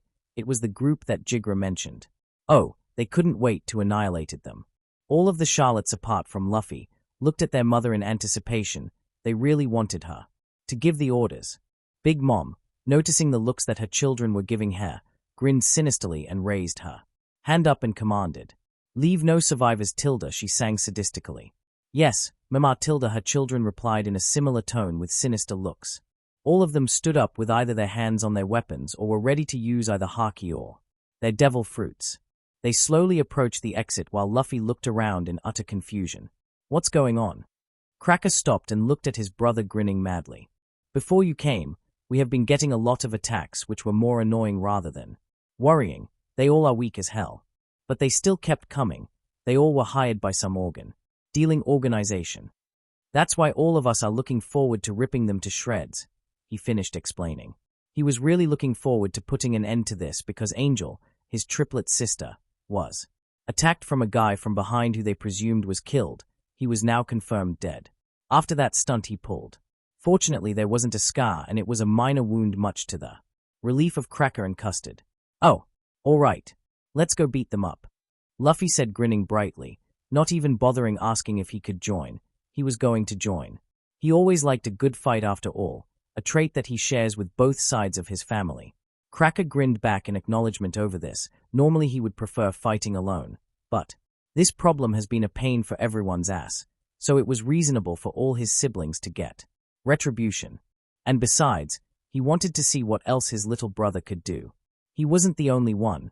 The siblings also were interested in seeing their brother in action up close and personal, unlike on a screen like watching a movie. Looking at their mother for approval over this, she nodded and stood up to follow her children, which was quite rare. She also wanted to see what her son could do. They left to go and deal with the possible root cause of this problem that has plagued them for weeks. A few minutes later, Luffy, who was walking towards the harbor with his family, gawked at the massive ship that they were going to sail on to intercept the hostile forces, either because it was way more taller than Brogy and Dory combined, or the fact that it had a figurehead like Sunny, but it was singing about being a ship. There was also the fact that it seemed to look like a boat-shaped cake, but considering that Luffy had been with his family for quite a while and the architecture of the buildings outside the castle, and the rooms inside were themed with food, yeah, he was way more surprised over the fact that it fucking talks. Big Mom noticed her son's surprised Pikachu face and just laughed in amusement. "Mama Tilda, it's quite the sight, isn't she? She is the queen, Mama Chanta, she is the fourth homie that took quite the chunk of my soul to make Tilda," Big Mom explained towards her son, the other three being her Hat, Cloud, and Sunday. "We use this ship to normally get the monthly tribute of islands under our protection or to conduct mass-scale raids and takeovers, Tilda," Big Mom said in nostalgia over how she and her oldest children would go and attack an island as a family bonding activity. Maybe she could use this time to do some family bonding, considering all her children were involved, except for her children under 13 who weren't trained yet. They would just spectate their other siblings and maybe learn from it to use in the future. After everyone was on board, they set sail towards where the enemy would be coming from. The siblings had made small groups to talk amongst those that they are close with. Poire, Galette, Opera, and Mondior were talking about how they would approach the opponents. The swordsman and swordswoman of the family made sure to sharpen their swords, most notable being Amande, Smoothie, and Raisin. Katakuri, Daifuki, and Oven were casually chatting about how they were going to cave their skull in with a haki-covered mochi fist or boil their innards or slice them to pieces with a genie. Daifuki also handed Katakuri a bag of beans. The decuplets were playing a 10-way game of Uno which had them riled up and angry towards each other. Saint Mark, arms crossed with Jocund on her horse, were just looking onwards to the horizon, like most of the siblings, waiting to see a silhouette of a ship. Cracker was throwing a bunch of break crumbs towards her mermaid sisters as if he were feeding fish, much to their bemusement. He got splashed with a shitload of seawater in return, with the sea's curse immediately affecting him. Big Mom was at the front with arms crossed with a big grin on her face, looking forward to bond with her family. While they were sailing off to deal with their problems, they were unaware of what has happened in Impel Down, or to be more specific, the escaped prisoners.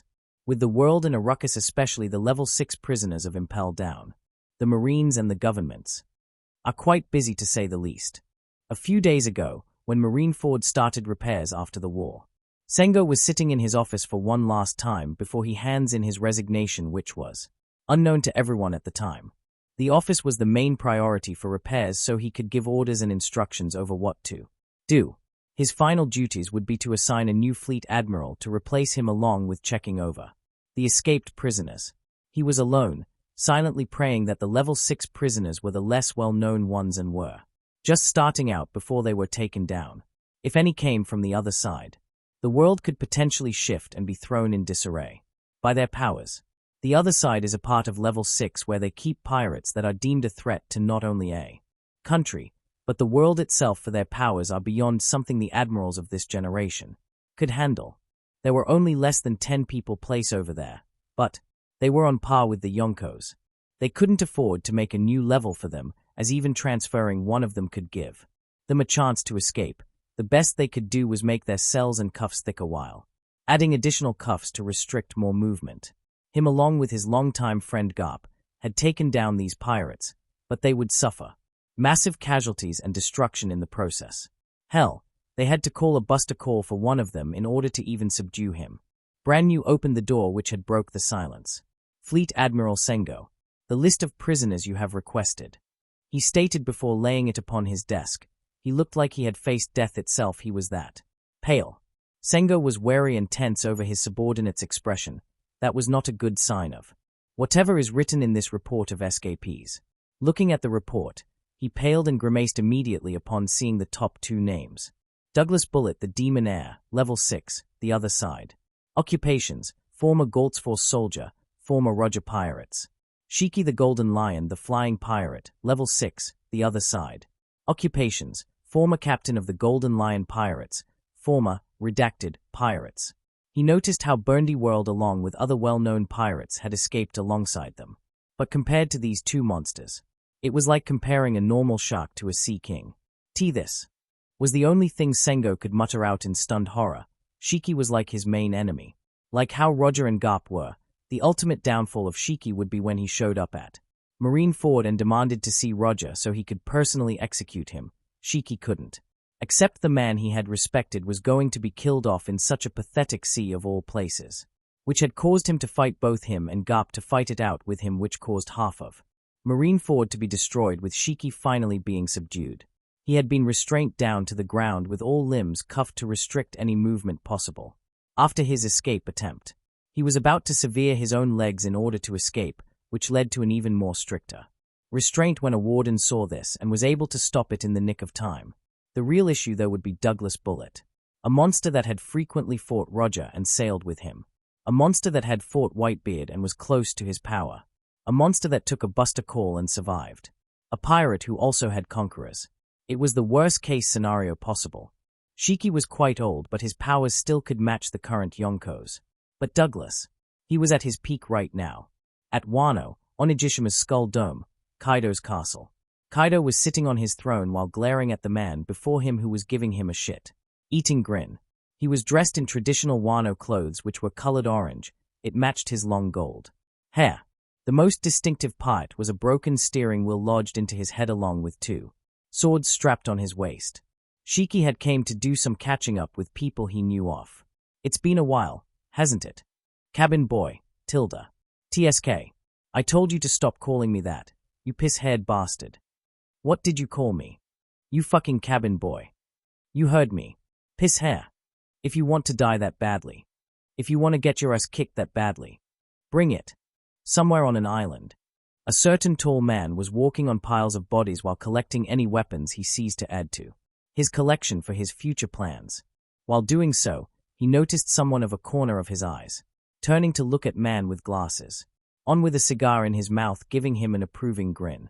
Narrowing his eyes at the stranger, he asked, "Who are you?" "Me. You can call me Buena Festa. I'm a guy that loves to hold festivals, Tilda," he replied while his grin seemingly got a bit wider. Bullet just scowled at the guy without bothering to face him. No point in dealing with a weakling like him. TSK, scram. I have important things to attend to. Oh, where's the rush now, Douglas Bullet?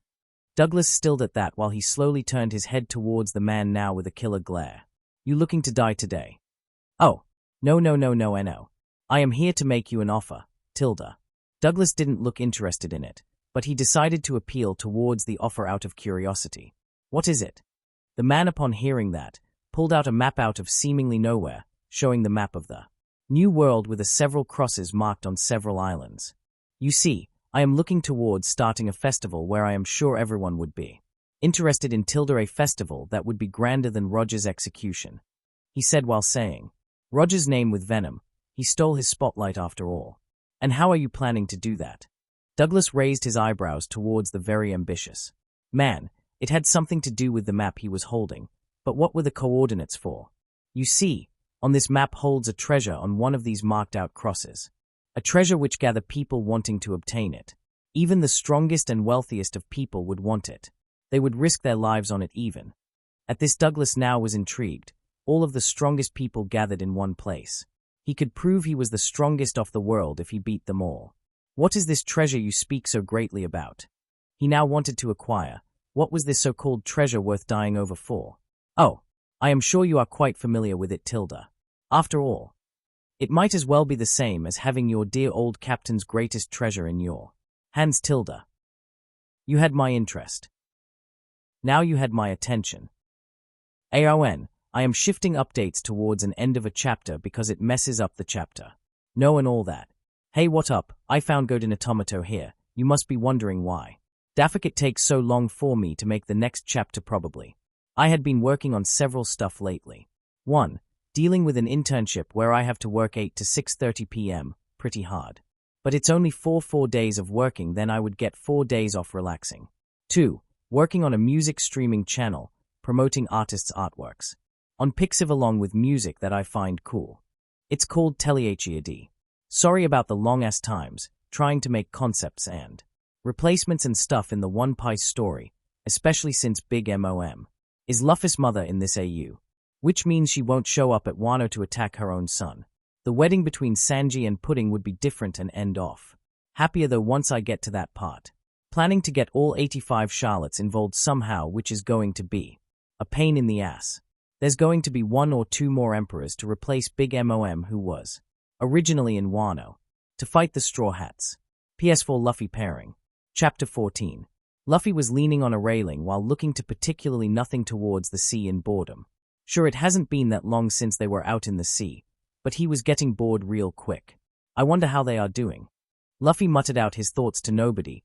He hoped his crew weren't in any real danger and they had received his message. Being the first to be sent away by Kuma meant he had no idea what condition his nakamas were in right now. He decided to shift back towards feeling bored while sailing towards the organ harvesting group. After a couple of seconds of nothing, he realized something. It's been a while since I sung. And it was true. He never really sang much when he was sailing with his nakama. He was pretty. Sure, they never heard his singing voice. Hell, not even Sabo and Ace has heard it. The only people who knew he could sing were Shanks with his crew, the people who were there. Around that time his friend singed. And said childhood friend. They had been surprised and flabbergasted when he had singed while his childhood friend just looked on in awe and excitement. Something about being able to do a duet and singing together with her. Author's note, the VA of Luffy has sang a song called One World. After a couple of seconds of thinking what to sing on board, he opened his mouth. The king and his man stole the queen from her bed, Tilda.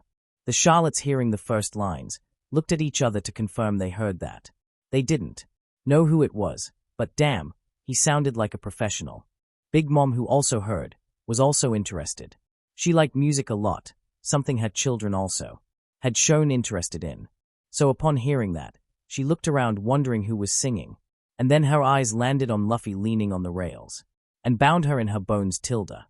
He stopped leaning on the railing and started slowly to move up towards the bow while all the siblings had their eyes on him. They were surprised. The seas be ours and by the powers, Tilda.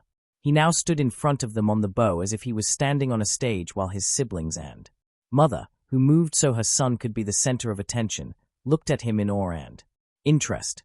They were his audience. Where we will wheel roam, Tilda.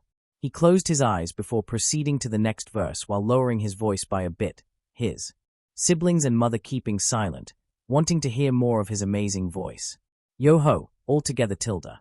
Hoist the colors high, Tilda. Heave-ho, thieves and beggars, Tilda. Never shall we die, Tilda. Luffy finished off grinning while opening his eyes to look at his siblings, who looked at him in awe. From his short but impressive performance, they gave him a round of applause which had Luffy laughing a bit. Mama, Tilda, you have quite the pleasing voice, Tilda, Big Mom said in delight over how her son sang, with her children also sharing their approval and agreements over his performance. What's the song called? Hachi asked, intrigued by the lyrics. Luffy grinned brightly towards the long-necked woman. Hoist the colors. I learned it back at Fusha village. He grinned brighter, explaining further about the song. It's supposed to be a shanty. Everyone should join in. The siblings all around, especially Mama, looked at each other before grinning. It would help kill of time, and it was a nice song. At Inhumane Harvester's ship, the unimaginable violence. The crew were sailing slowly towards Whole Cake Island under their boss's orders. They had deceived and manipulated several groups with the promise of money to attack the territory to steal people, but in actuality they were just used to wear the Big Mom pirates out, so they were weakened and drained to the point they were unable to protect the residents over there. It suddenly got foggy all of a sudden, but they still sailed forward. They were brandishing several weapons and tools, most notable being several butcher knives, cleavers and hooks, along with chainsaws and the others being common weapons. They all had several expressions of sadism, bloodlust, and cruelty, with the biggest being their captain's.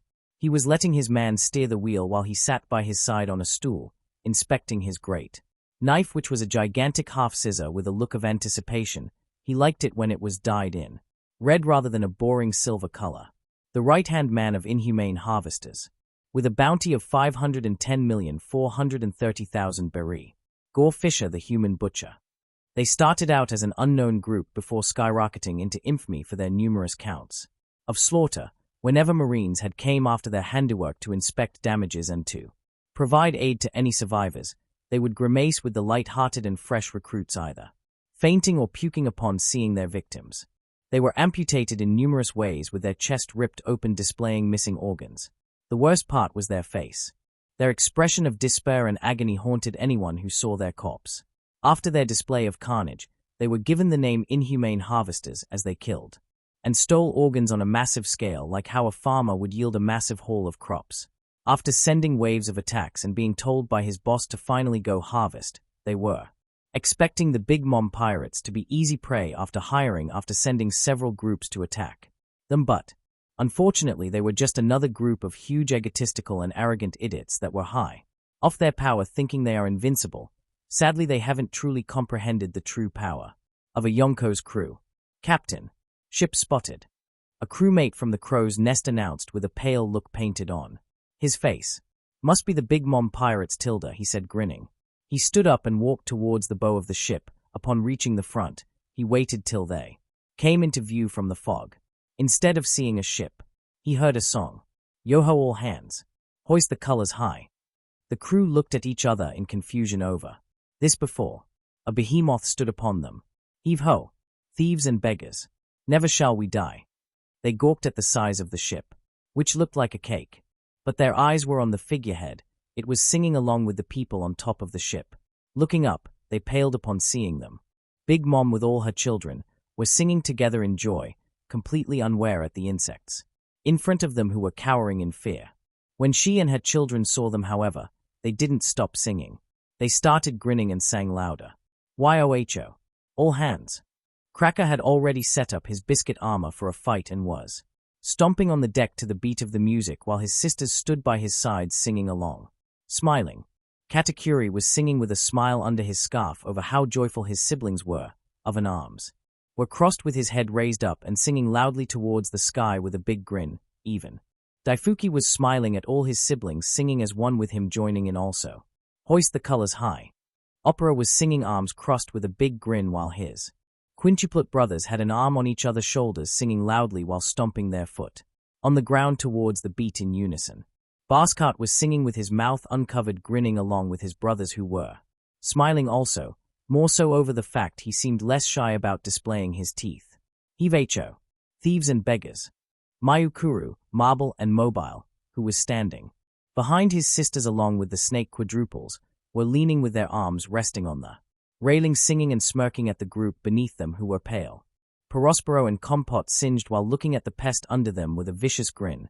They wanted to get back at them for what they tried to do towards their younger siblings. Never shall we die. Tilda, all the Charlottes sang the last part powerfully, with Big Mom and Luffy being the most prominent. She was in joy over the fact she sang with all her children while Luffy was grinning brightly. He should do this more often with his family and also with his crew. When they reunite, it was fun. After a moment of silence after the shanty they sang, the Charlottes grinned upon seeing how they instilled fear into them by their mere appearance. Mama, Tilda, good day we are having, aren't we, gentlemen?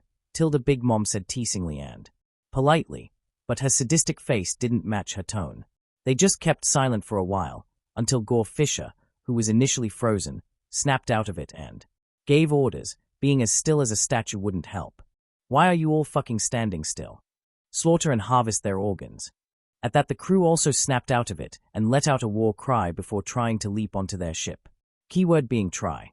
The Charlottes had immediately punched, kicked, shot and stabbed in retaliation when they were reaching up. These guys are the ones who orchestrated this. Mayukuru said in disbelief at how weak they were when she swung her sword at them with her long arms, helping to extend her range. We had several attacks like these before, Peroin Tilda. They aren't nothing special, just another task of getting rid of trash, Tilda, Perospero said, sticking them with candy while his siblings killed them off. Jocund, why did you bring your horse with you? We are on a ship, you know. Galette asked, raising an eyebrow at Jocund on her horse while also restraining their attackers with butter while Poire shot them off. Honestly, I don't know. Guess it was out of habit after being on land for so long, she replied, shrugging while stabbing the enemy with her lance while her big brother, Saint Mark, was swinging at the people out of Jocund's reach with his battle axe, looking slightly amused by her response. Are you sure we can't join? Anana with a scalpel in her hand asked, looking at how her siblings were doing. They didn't look so tough and seemed easy to handle for her. Pudding approached and denied her request. No, you can't. Wait until you are around 13 or so, then you can join with your older siblings to fight, all right. Pudding said, kneeling forward while patting her head and also raising a flintlock with her other hand and shooting at her side without looking. She had put a hole between the eyes of an organ harvester as soon as he popped up. Anana pouted before nodding okay. Or Tilda, would you look at that? You are finally acting like a big sister, I. Flamp teased her three-eyed sister with a big grin which had Pudding flustered by her compliment. The siblings, who were conversing, had been heard by the enemy captain who was in disbelief. Gore Fisher, who was listening in on their conversations, was twitching in irritation. They were talking as if it was a regular day outside and as if they weren't being attacked. They aren't acknowledging them as a threat at all.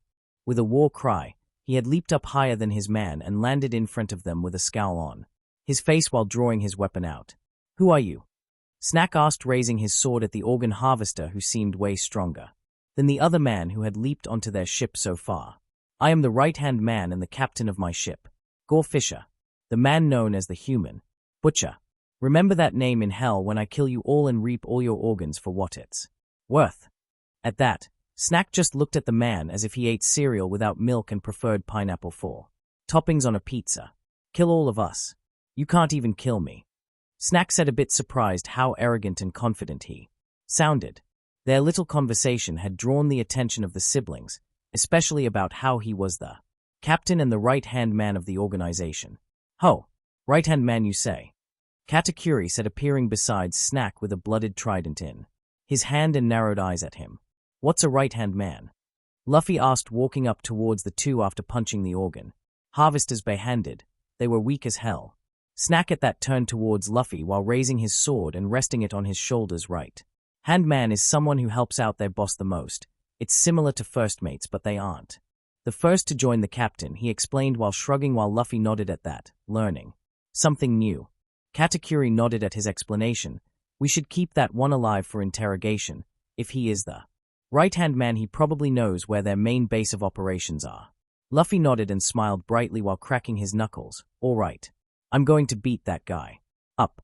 Katakuri and Snack were interested to see what their brother could do, so they stepped aside and would intervene if he struggled. Who are you, Brett? Fisher asked, raising an eyebrow while raising his blade towards the boy, who looked like a teenager. I'm Monk Charlotte D. Luffy, and I am gonna beat you up, Luffy said, almost using his previous name before raising his hands, ready to throw hands towards the right-hand man. A henchman who was near them heard his name and widened his eyes in horror and confusion. Upon seeing his face, that was definitely Straw Hat Luffy, who was at Marineford even though his iconic straw hat wasn't with him. His captain was away from the broadcast due to an important task handed to him, and he hadn't been informed about the super rookie when he returned. He wanted to tell his captain the monster he was facing, but he was more focused on the fact that he was with the Big Mom pirates for some reason, and he stated he was a Charlotte instead of a monkey, but before he could mutter out any of his thoughts, he was stabbed and drained off his life from Smoothie, who was now focused on seeing what her little brother could do. In fact, most of the Charlottes were done eliminating them and was focused on their fight, like they're witnessing a Colosseum fight. After a couple of seconds of staring each other down, Luffy was the first to move. Gomu Gomu no. Pistol, he cried out, launching his arm towards Fisher, who just arrogantly smirked. That all you got? He said, smirking as he deflected his fist with the flat of his blade before he flashed from his position and appeared in front of Luffy, raising his weapon above him for a huge swing attack. Iron Scourge. He struck Luffy with the intent of splitting him in two, but Luffy was able to react in time by using armament haki to defend himself before he could slash his face. Luffy pushed him back and twisted his right arm, Gomu Gomu no. Rifle. He landed a solid hit on Fish's stomach, who gritted his teeth in pain and let go of his weapon over this, getting launched a few steps back. Getting his bearings back, he spit out blood and smirked at him again. Heh. Not bad, kid. But Gore Fisher raised his hands up, which had all the Charlottes on guard when he posed as if he was going to cast some sort of spell. He had a devil fruit and was definitely going to use it. But what kind is it? They got their answers when several of the dead organ harvesters were now rising up. But they weren't themselves. You need to do better, he said, looking like an absolute psychopath before explaining. Further, I ate the zombie fruit. I am a zombie human. I can manipulate the dead and command them as I please. Tilda. The Charlottes didn't really look impressed, but they shot looks of disgust at the organ harvesters, who had risen from the dead. So all we got to do is kill them again. That's easy, Cracker said, not seeing the big deal as he just slashed a zombie to his left without even looking at it. But he faced it with widened eyes when it didn't go down after that wound which Fisher had noticed and had him grinning at Cracker. Easy, you say? Then go ahead. Try to kill something that is already dead. Tilda Goro ho ho ho ho. He laughed, but it quickly died down when he noticed how they were all still calm but didn't move. What's wrong? You all frozen in fear or something? He taunted, thinking that they had lost hope in winning against him, but much to his surprise and disbelief, they turned to look at him in disappointment, like an audience witnessing the curtains fall to reveal the worst show they have seen so far. All we have to do is just make them into mincemeat, is what you are saying, Cracker simply said, doing just that with his armor, growing 2 pairs of arms and slicing and dicing through the zombie. Actually, they all weren't even struggling against the undead. They just burned them till they were nothing but ash, shot their legs and arms off so they wouldn't move, restrained them with their devil fruits, or just pushed them off into the sea. Fisher finally realized the situation he was in and paled. He was beyond outmatched and was good as dead, like the minions he raised up with his devil fruit. They had heavily underestimated the power and strength of a Yonko and their crew. But he won't let it end like this. He's going to at least take out the brat who hit him good. He let out a war cry and charged forward with a new goal. Take out Charlotte D. Luffy. But sadly, he didn't know that he was like a deer running straight towards the jaws of a lion. The last thing he saw for a split second was a stretched blackened right leg high up, reaching the clouds and descending down at very high speeds. And Gomu Gomu no AXE was the last thing he heard before going unconscious. Idiot, the Charlottes who witnessed the events thought. Luffy started stretching his leg into the sky with armament haki, winding up his attack when Gore Fisher stood perfectly still with a face that showed he had realized he fucked up big. After he seemed to snap out of it, the captain charged recklessly right into their brother's attack with his foot hitting directly on his back, which looked quite devastating. It left the reinforced deck broken upon impact, said impact being targeted directly on his back. He may have just broken his spine if he was able to break the deck with a steel layer underneath the wooden deck. An interesting technique, Katakuri thought. He had copied several moves from his opponents and siblings when it seemed interesting, or something that he could mimic with his devil fruit. Luffy's axe technique was a big wind-up by stretching his leg into the air, which left him exposed, but he would rapidly slam his feet down into the opponent, which caused devastating damage after. It gave Katakuri several ideas on what moves he could develop from witnessing his baby brother's technique. Hey, even after he's knocked out, they are still up and walking around aimlessly, Smoothie commented as she sheathed her sword back when the zombies stopped attacking. After Fisher was knocked out, his man who turned into zombies stopped attacking them and were just either standing there or walking around with no sense of directions.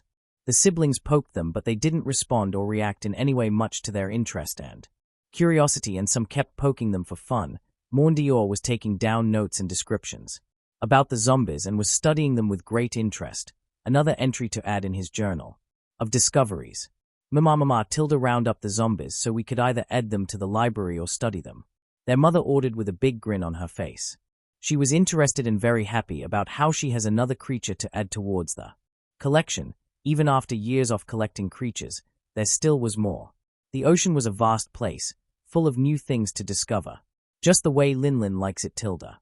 Yes, Mama, her children replied back while taking them towards the holding cell down in the Ship. The zombies were easily guided through the ship and into the cell. And also, let's have a very thorough conversation with this man along with anyone still alive tilde big. Mom grinned wickedly at Gore Fisher's unconscious body. Yes mama tilde, her children replied back with a similar sinister grin. The Charlottes started rounding up the survivors for conversation purposes while Luffy just walked around and looked at all the people who were dead, until he spotted a familiar face from his childhood. Luffy was shocked by who he was and the fact that his chest was slowly rising and lowering. He was still alive. He muttered out one thing still in a state of shock. Porchemy. The siblings around him looked at their brother a bit surprised. He knew one of them? You know this man? Katakuri asked, walking up to his side, looking down at the man with an open red vest with a tattoo on his left bicep and the 2 bullet wounds that were near his chest that was aimed at his heart. By now the Charlottes who were tasked with locking up the zombies had came up and moved towards Luffy and Katakuri, who were observing one of the organ harvesters. Yeah, he's the guy who was with Blue Jam and beat me with the knives on his gloves back in Fusha when I was a kid. He spoke casually while pointing towards said man. The siblings around him froze before looking down at man who was revealed to be Luffy's past torturer. Big Mom, who heard what her son had said, was leaking a bit of her conqueror's haki at the piece of shit who was starting to get surrounded by her children, who looked at the man in fury and anger. Why was someone like him running with a gang of organ harvesters? In the New World too, of all places. Well then, it seems we got lucky, Cracker said as he got out of his biscuit armor and started walking up towards Porchemy, squatting down and grabbing his hair to bring it closer to his face. To inspect him, they couldn't see his facial expression, but they felt his bloodlust. How so? Angel asked, arms crossed with a scowl on her face at the man who tortured her little brother. When Cracker turned back to face his siblings and his mom with a maniacal grin with murder in his eyes and replied back, they also started to display their feelings of bloodlust, fury, and anger towards Porchemy. Big Mom looked on in approval. Because we can repay him back for what he did to our brother tilde. Make it slow and painful. Yes mama. Chapter 15. Luffy along with his siblings who couldn't handle the sight of torture or gore were escorted into the waiting room located inside the ship, the siblings who would be giving retribution upon Porchemy emphasize about how violent and brutal the payback would be for the man who dared tortured one of their brothers. Luffy went with his weaker-hearted siblings because they didn't want him to have any bad memories surface if he kept being around the bastard Porchemy, although they were considering giving him the honors to finish off the bastard for good once they were done with him hanging by a thread of his life. Considering the fact that Luffy was tortured at such a very young age, he was guaranteed to have gained heavy trauma, and his piece of shit grandfather probably never thought of giving him therapy if the man even knew about the events that transpired. Hell, he probably added or made the trauma even stronger for him, even if he knew about what had happened or not. But they were based on assumptions from what they have gathered about the marine hero so far. He was with his siblings who were either younger than him or around his age, Ewan, along with Panna, Chiffon, Bavarois, Basins, Moscato, and Opera. The decuplets had left and came back with boxes of toys for their siblings who were still children, and several snacks and drinks to keep the older siblings occupied. The 29 Charlottes, including Luffy, were chilling inside with the very young siblings playing around, while the others were relaxing and conversing on either sofas or beanie bags. Luffy, is that guy really the same man who tortured you back in Fusha? Panna asked with her ungloved hand on his shoulder, looking at him worried. She took off her animal claw gloves as soon as they step inside the waiting room and put them somewhere her child siblings wouldn't be able to reach. The claws were very sharp after all. She would always attempt to cheer her siblings up if they seemed down about something. The siblings sitting down also shot a look of concern towards their older brother. Some of the children who were smart and mature for their age also looked at Luffy worried for their older brother. Luffy nodded towards her. Yeah, I can't forget his face and his tattoos, he said before looking up at the ceiling, remembering how painful it was, how lonely it was. Noticing how he was drifting off into memories, she squeezed his shoulders to pull him back to reality, which worked. He shot a bright smile at his older sister for that, Panna giving her own smile in return. Bavarois, with his gloves laying on the table in front of the sofa, leaned back, thinking about Porchemy. How did someone like him end up in the New World, an organ harvesting organization? Also to boot. At that, the siblings also were wondering, a pirate from around paradise going to the New World.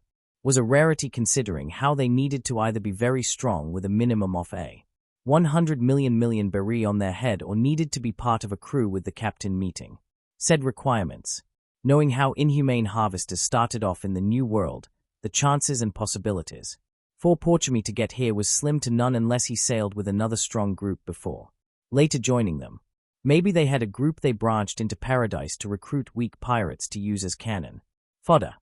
Basins gave the most likely and reasonable answer towards the discussion. At that the siblings nodded slightly in approval hearing his theory. It seemed like the most plausible theory so far. Maybe they will get their answer when their other siblings were done giving retribution to the man. Hopefully that bastard gets what is coming for him. Pudding said, crossing her arms with a scowl on her face. She didn't like how one of her siblings were tortured, especially when it was her most kindest and supportive older brother. Even though he was with them for less than a week, he had already left a hell on an impression. On not only her but for a handful of her siblings also. His presence felt like a third son, the second being Prometheus and the first being the normal son. He was warm, embracing and kind. He could light up anyone's mood when they are around him. For her brother to suffer like that, knowing our big brothers and sisters, they probably would give him hell, Flamp commented. Which was true, they were quite a close-knit family and were protective of one and another.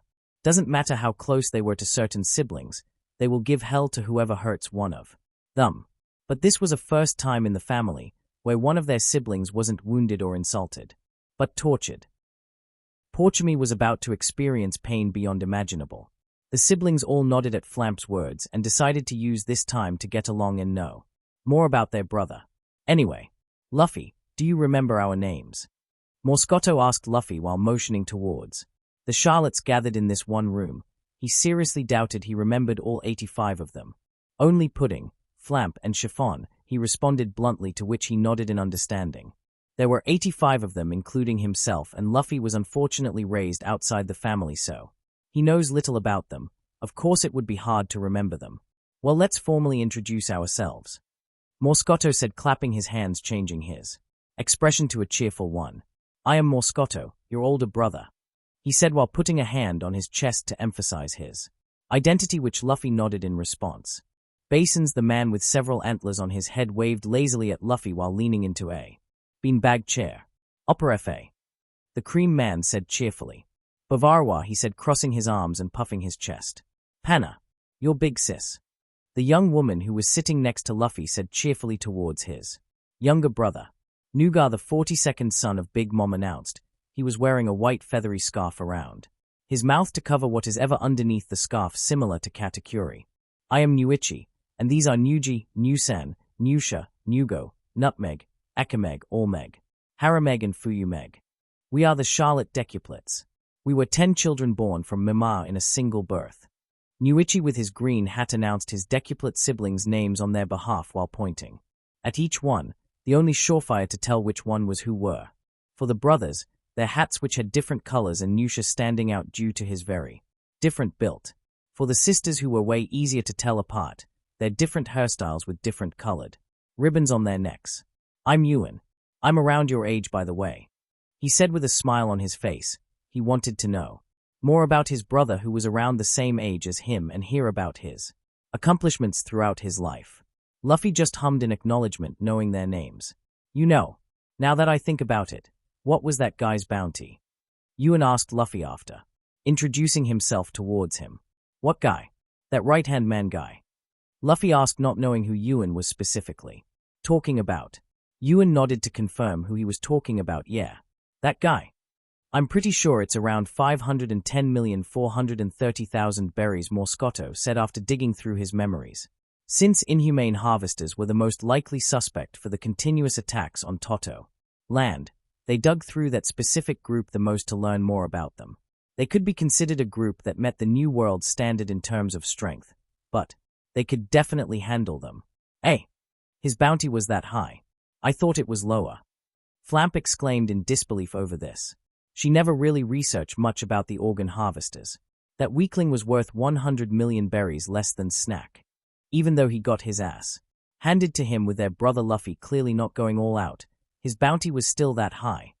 Luffy at this rubbed his head, remembering Shaki's words about Jaggis bounties. Shaki said, Something about bounties being higher if you kill civilians. He said his thoughts out loud, trailing off to remember more of the conversation.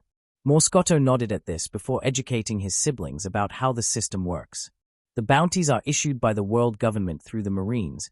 They are based on how much they view an individual as a threat. The process is ran in the Marines' main base of operation, where they determine the threat by how high their bounties should be before publishing them so people would know the person is a criminal. Morscotto took a breather before explaining further. His bounty was that high because his group targeted people regardless of gender or age and what they would do to said people, which made the government deem them more of a threat than people who are stronger than them, thus a higher bounty is given. Take our sibling's bounty, especially Katakuri-san for example. He could go toe-to-toe with either king or queen from Kaido's crew. But his bounty is 300 million berries less than those. 2, right. At that the siblings nodded while some shot glances at Luffy. Katakuri was higher than their Rubber Brothers' bounty by just 57 million berries. That's because we mostly just deal with anyone trying to attack our home or when Mama orders us to invade islands, which is quite rare nowadays. She mostly sticks to diplomatic negotiations so she could come to an agreement with the island's inhabitants so she could trade certain resources that are exclusive over there. But Kaido's crew is a different case. He rules over Wano and has plans to go against the world government. If I remember correctly from Mama's network of spies, something called Smiles were involved with his plans on dealing with the government forces. Morscotto finished trailing off. He couldn't exactly remember what Kaido's plan with Smiles entailed, but it would definitely make him even more of a threat than them because they just invaded islands and dealt with intruders but never truly opposed the government. Kaido, on the other hand, was building an army where he would attack them with said army. The only reason they know this was because Mama had set up a network of spies which were from her crew that had no bounties or infamous backgrounds, making them easy for them to sneak into places as a mole, either in the ranks of Marines or the ranks of pirates, especially other Yonkos. She was still working on sending spies towards the revolutionaries to hopefully pick up her son's whereabouts, but since Luffy was with them now, she could care less about what they did. Hey, the more you know, Nougat said, showing interest over this topic along with his siblings, who were unaware about it, while the older and knowledgeable ones nodded at Morscotto's lesson. He remembered what Mondior taught them, even though Mondior was 3 years younger than Morscotto. He was the smartest of the family, with the second smartest being Perospero. They were happily chatting until a scream of a man was heard above them and their faces turned solemn. They knew who was screaming. It seems they have started. A few minutes ago, on the deck, Porchemy was lying down unconscious before he felt a sharp pain in his sides. He groaned and stirred awake, opening his eyes looking at the ground. He had a severe headache and was trying to recollect the past events that had happened. They were attacking Big Mom's island before they got decimated by her children. He widened his eyes and gulped when he realized his situation. He was still on board. Feeling the cool breeze on his back, he knew exactly where he was. He was on the deck, out in the open. Finally, you are awake. Porchemy heard an unfamiliar voice from his right side. He hesitantly looked up in front of him. He wished he hadn't.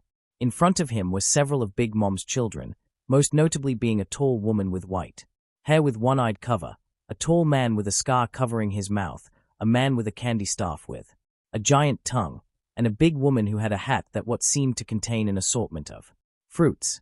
All were glaring down at the man with deep hatred and fury. He was confused before that feeling turned fearful. Did he do something to piss of the Charlottes?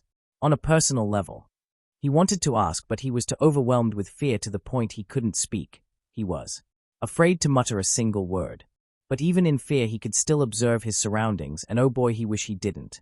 It seemed like 60 or 50 of the Charlotte family had surrounded the man, all with equally pissed off and savage expressions on their faces, which made Porchemy feel very small, like several sea kings surrounding a sheep. It was silence before. "Are you Porchemy?" A female voice echoed with clear bloodlust mixed in her tone. Looking at where the voice came from, he turned his head and faced straight forward. He saw 2 giant feet, which caused him to pale at the fact that the woman must have been gigantic if her legs were that big. Looking up caused him to pale further when he saw the woman's disturbingly sinister Cheshire grin. At that moment, Porchemy knew that no matter what he does or say, he was getting out of here dead. He was frozen in fear while still keeping eye contact with the giant. afraid to blink as if she would slaughter him if he broke eye contact for even a split second. After a couple of seconds of silence, the woman slowly lost her grin and was replaced with a frown. She leaned forward, asking again slowly but with more strength in each words now. "Ah, you, Porchemy." Porchemy shook his head up and down, afraid he would displease her and be killed by her if he didn't respond this time. At that, the woman's mood didn't seem to lighten. It seemed like her aura just got heavier and more violent. Porchemy broke eye contact with her and looked at her children instead, only to be greeted with another sight of raised bloodlust and anger. In fact, most of them had an even more bloodthirsty and hateful expression that was directed at Porchemy. Porchemy, confused, frightened and pale from his situation, decided he really needed to ask. "Why are you all looking at me like that?" He shouted out loud. If he was going to die, he at least wanted to know why. Instead of answers, they only asked him more questions. "Do you know who this is?" This time, the tall man with a scarf asked, raising his left hand to show the bounty poster he was holding while the other hand now had a trident in it. In fact, it seemed all the children started unsheathing their weapon of choice right after their older brother took his out, but Porchemy hadn't picked this up yet. Porchemy, upon seeing who it was, gulped. "Monkey D. Luffy. Wanted dead or alive, 10000000000 berries." He was shocked and flabbergasted over seeing that brat's face. Again, and his bounty that he wasn't aware of. He knew he was going to get a decent bounty. But this high? Judging by your expression, I take it you know him. Smoothie now stepped forward, looking down at him. He nodded at her. "Yeah. What about it?" "Yeah, sure, he's got a high bounty and all that now. But what does that have to do with all of this? Did you torture him?" Porchemy looked behind and saw a woman with a panda mask and shark-like teeth eyeing at him like a prey. Porchemy visibly recoiled, looking at the woman's terrifying display of teeth, which caused her eyes to narrow in what seemed like anger by his reaction. He didn't respond, which got the woman to slowly walk towards him in a way that made him feel chills going his spine with each step she took. She was now 2 feet apart from the man before she asked again, "Did you torture him?" Porchemy thought about his response. Clearly Luffy was someone important towards the Charlottes, much to his misfortune with what he did to said brat, and with each truth he tells, they were more pissed by him. He wanted to lie about what he did to him, but if he did, they would probably catch on to the lie and give him an even more painful death. Essentially, his options were to either die painfully or die more painfully. So he went with the most obvious option and went with yes. Sadly, this triggered the third option, the most painful and slowest death. Warning, gore ahead. It's safe when you see gore END or something. Between the next line break. Porchemy nodded towards her. "Yeah. Brat had it coming though, you see dash." Before Porchemy continued, Poire clasped his hands and now had a cheerful expression on her face. "Thank God, Tilda." Porchemy was confused by her words before. Munch. He felt something wet on his pinky finger, only to find it missing. Porchemy was stunned before he screamed in agony when the pain started coming in. He pulled his hand away from her grasp while applying pressure on his missing pinky finger. Looking forward at Poire, he found his pinky between her teeth in her mouth, which were stretched into a bloody grin. She spitted it out and faced him with the same cheerful expression, clapped her hands satisfied over Porchemy's response.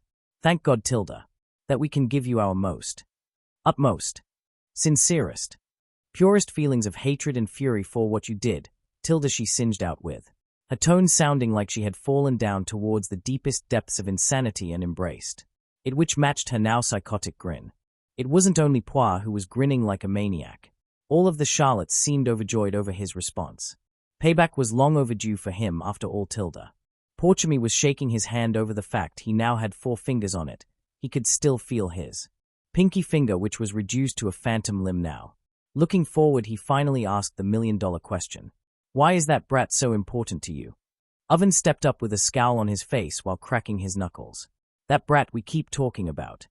Porchemy was sweating very heavily when the atmosphere suddenly felt extremely warm. "He's our brother." Katakuri responded behind him with a raised trident before he slashed his back, causing the man to yell again.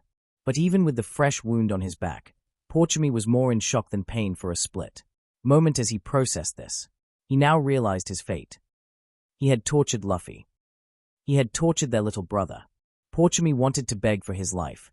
He really did, but the only sounds he could muster out were Screams and wailings of pain which were music to the Charlotte's ears. Normally I would give people the option of what organs I would pluck out of them if they harmed my siblings. Katakuri trailed off before getting rid of his trident. He didn't want to kill him on accident. But for you who tortured my baby brother. He kneeled down before proceeding to grab harshly onto the left side of his face with his thumb. Pointed at his eye. You don't have that much freedom. Katakuri said with his voice raised before pushing his thumb into his left eye, causing the man to struggle out of his grasp in pain. After a while, Katakuri let go of him and threw him onto his stomach with bits of what was left of Porchemi's eye on his gloves. Porchemi was beyond scared with all the events that suddenly transpired. He needed to get the fuck out of there now. But before he could get up, Oven stepped onto his left leg, which burned due to his devil fruit. Where do you think you are going? Oven asked mockingly while pressing his leg deeper into the man's own leg and raising the temperature higher. He was putting all of his anger and frustration for what he did to their baby brother with his foot. Porchemi wailed in pain and tried to wiggle his way out, which, after a few seconds, it worked. He now needed to stand up and run, but he fell instead, and actually, he now couldn't feel anything on his left leg. Looking back, he found the reason why. Oven was looking at him with a cruel smirk on his face.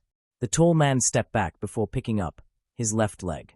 Oven had burned through several pieces of his flesh, so when Porchemi was wiggling, he tore his own leg off, much to the man's delight and amusement, seeing him trying to stand up but failing miserably. Perospero stepped forward, leaning forward before the newly amputated man. He examined his state before scoffing. Not enough, Praline, the eldest, concluded. He hadn't suffered enough for what he did to Luffy. Porchemi grabbed onto Perospero's leg, clinging onto him like he was life support while crying heavily. Please, mercy. The elder brother scoffed before angrily asking, if you are asking for mercy, Praline, then did you show our brother any? Porchemi squealed at how he raised his voice, letting go of his leg and just looking up at the man without responding. He couldn't reply and could only stare at him with his remaining eye. Perospero relaxed his gaze.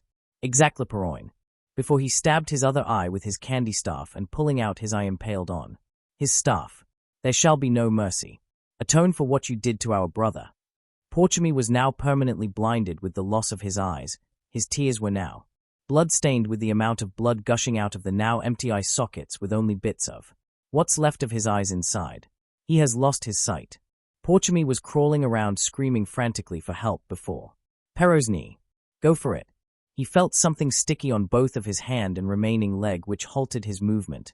He tried to wiggle out of it, but slow ballad. Porchemi screamed. Out of all the punishments the Charlottes dished out, whoever this woman was had to be the worst of them all so far. She was slowly cutting away his remaining leg off. And to add more insult to injury, Smoothie and Snack had struck their swords onto his arms just as Amande finished cutting his leg off. In that moment he now had lost all of his limbs. He has lost the ability to move. He wanted to scream more, but he had screamed so much, the only thing he could do was whimper or let out sounds of groaning.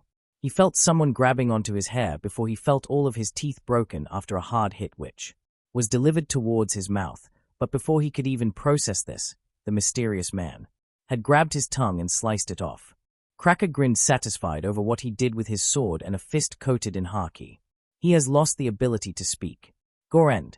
Gorend. Gorend. I warned you. Be glad this was mild, laughing face. Porchemi, once a proud pirate, was reduced to a useless pile of flesh not even worth acknowledging. He kept wiggling around with his torso and head like a worm. He had lost his pair of legs, arms, eyes, and lost most of his teeth and had his tongue cut off. He couldn't see. He couldn't speak. He couldn't walk. He couldn't touch. But he could still feel and think and hear.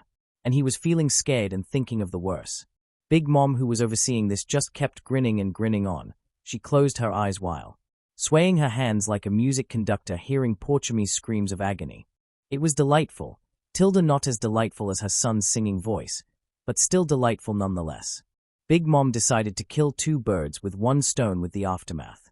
Good work, my children, she said, clapping her hands slowly like how an audience does at the end of a play.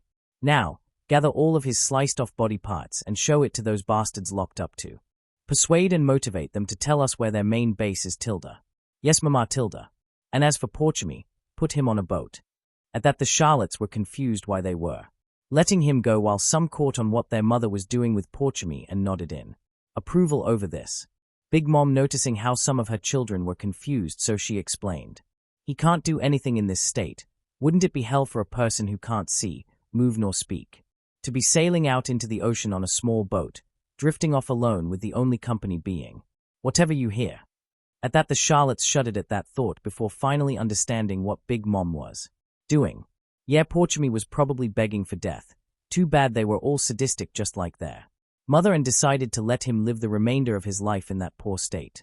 And Porchemy was dropped onto a boat which they pushed off into wherever it would end up. He could starve out in the sea, be eaten by Sea King, maybe miraculously reach an island where the residents would help the bastard. But one thing's for sure. He will suffer till someone puts him out of his misery. At the waiting room. Welp, sounds like they are done. Pudding said, clapping her hands, letting go of Anana's ears. The older siblings went towards the ones who were 12 and under to cover their ears so they could avoid hearing the screams. Sure, they were all twisted in several ways, but they want to at least let their baby siblings enjoy an innocent and normal life before they end up just like them. The Charlottes had solemn expression the whole way through the ordeal. They know, judging by the screams, that this was the most brutal punishment the family had given to a person so far. But for what he did, it was well deserved. How do you feel? Flamp asked, tilting her head at Luffy. His torturer just got tortured after all. Bitch deserved it though. Hungry, he said bluntly while his stomach growled, not showing any signs of giving a shit of Porchemy's fate. They sweat dropped at that. AE, finally had the time to finally finish this. Damn, it was fucking hard as shit with how busy I am. The TeleHead YouTube channel reached 379 subscribers and 384k views. Let's go. PS made the main channel Psychotic-Tomato, where I'm still deciding what to do, tongue sticking out. For those who are wondering how and what I meant by mild gore, for whoever read through that and think it's too much, I have seen some shit. And when I mean by that, I have seen several gore tribute videos when I was like 10 or 12 and later looked at live leak videos out of pure boredom when I reached around 13 years old. It got to the point where I'm not fazed by people dying or being tortured in gore or horror movies nowadays, tongue sticking out. To list some of the movies I have watched: Serbian film, Frankenstein's Army, Tetsuo, The Iron Man, Meatball Machine, 2005, and Death Bell. IDKWTF is up with old movies, but they are more disturbing and gorier than the new ones. Nowadays, tongue sticking out. Porchemy's suffering is actually based on a movie called Johnny Got His Gun from 1971. It featured a soldier who lost his limbs, his hearing, his ability to speak or see. He could only feel people touching him, and that's about it. It's pretty fucked up.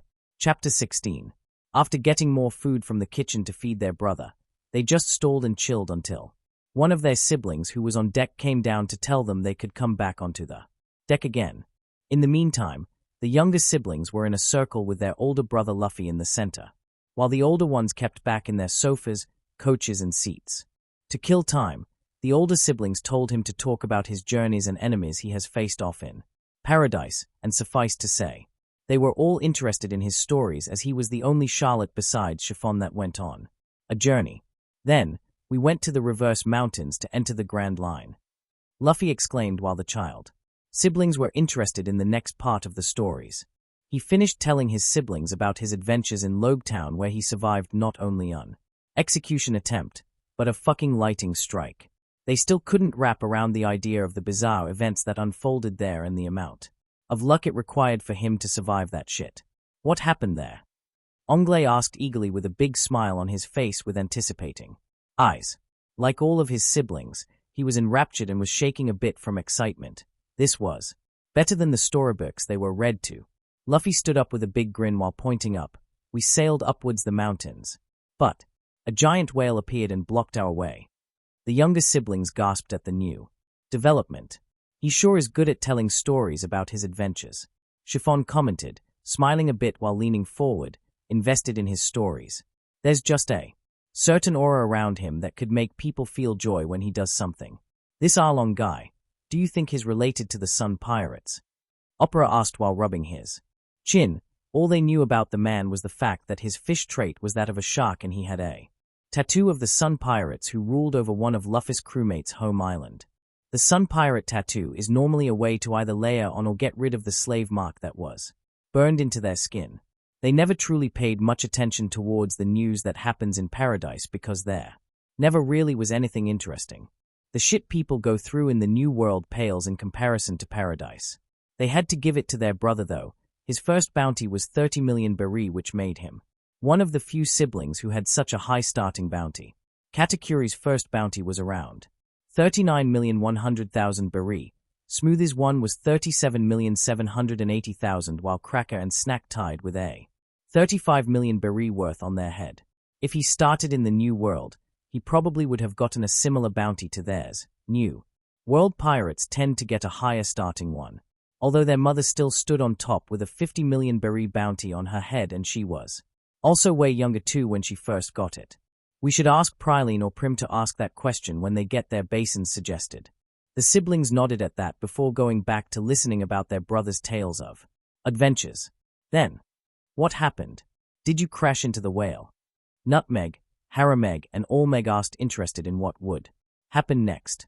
Luffy just shook his head. Nope. We were able to slow down in time. Then he pouted. But the ship's figurehead was broken. It was my favorite seat. Oh, so you just repaired it and went past the whale, right? Norman tilting her head while sitting on Pudding's shoulder. Nope. Then what did you do? I punched him in the eye. Oh, I see you dash. A. E. The siblings either dropped their jaws, looked on in amazement and amusement, or pinched their nose or facepalm at what he did. They really wanted to know what happened next.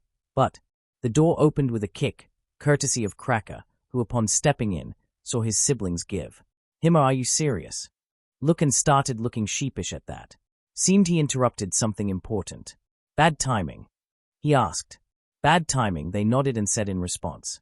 Whatever, continue it on deck or stuff like that. He cut himself off from swearing when the siblings aged 13 and above except for Luffy gave him a look that dared him to cuss. They didn't want to deal with Ongle and his baby siblings asking what shit meant. It would be an absolute fuck fiesta to explain it to them, especially if Mama was involved. The siblings begrudgingly got up and went up to deck, pouting a bit about how their brother didn't explain about what happened after he punched a whale in the eye, much to Cracker's mass confusion, with gears turning in his head to process what the hell they were talking about in there. That lead up to that point. When they reached the deck, they spotted their siblings all with looks of satisfaction on their face, as if they accomplished a lifelong goal. There were also mops with buckets filled with very red water, although the deck still had a couple of bloodstains all over it. Sue, how did it go? Panna asked, tilting her head with a finger on her chin, wondering. Let's just say. Perospero stepped forward while rubbing his chin, choosing his words to describe Portumi's punishment. There isn't much he can do in his state except wait and hope for his death. Peroin Tilda. He finally said after much thinking. Is that so? It was best to leave it at that. The description would probably be gruesome to even hear about. Perospero nodded at her before looking at Cracker to give him another task from Mama. Cracker. Mama said you should carry out the talk with our guests along with Snack Pero. Perospero said while holding a wooden crate out. It was sealed off with no way to know what the content was inside and was labeled persuasive material on one of the sides. And if you look closely, you could see the faint traces of blood that was clearly wiped off the box. Cracker coldly smirked. Is that so? All right, I will make them talk. Tilda. Cracker went to Snack so they could go down to the holding cell to converse with their guest. Anyway, what were you guys doing down there? Perospero asked out of curiosity. Oh, little bro was talking about his adventures to our younger siblings down there. Panna exclaimed cheerfully. Perospero raised his eyebrow a bit. Ho? Is that so? He asked to particularly nobody while turning towards his baby siblings who were expressing faces of joy and happiness. Yeah, Luffy-san's stories are better than the ones told in storybooks. Ongle exclaimed. Cheerfully, with his siblings who are around his age were also sharing their positive opinion over their brother's storytelling skills. Perospero just hummed in acknowledgement over this. Their little brother had probably been through a lot after all. Although the 12-year-old boy trailed off while turning towards Luffy and pointing at him. You didn't finish about what happened with the whale. He shouted while the rest of the siblings nodded at that. Yeah, what happened when you punched that whale in the eye? Fuyumeg stepped forward and asked. What? Oh, My Nakama along with the ship got swallowed by the whale. Huh. What? The older siblings were surprised or raised their eyebrows at the fact that Luffy apparently punched a whale in the eye, but was slammed with the immediate aftermath, which was the fact his ship along with his crew got fucking eaten too. Big Mom, who had heard it, looked on amused. She wasn't really fazed. She sailed with the bloody Rock's crew after all. They all had their attention towards their rubber brother, who just laughed at the dumbfounded expressions on some of the siblings' faces. -5 minutes later. The Charlottes, except for Cracker and Snack, who were conversing with their hostages below, gathered around their rubber brother while Linlin just loomed over them from behind. So, what happened after you got swallowed by the whale? Ewan asked cheerfully, sitting down, while Draghi and Dolce were floating above him. Morndior had a book in hand which he quickly labeled The Adventures of Charlotte D. Luffy. He went around asking his siblings who were downstairs about the previous tales while writing at a rapid pace. After finishing gathering the information until now, he quickly wrote down the next entry, the Reverse Mountain Arc, writing down all about how Luffy punched a whale in the eye and then how the whale proceeded to eat his ship along with the crew. He now was waiting for the next piece of information. He was going to dive, so I quickly found a door on its back and got in. If it was any normal person, they would have found that ludicrous and unbelievable.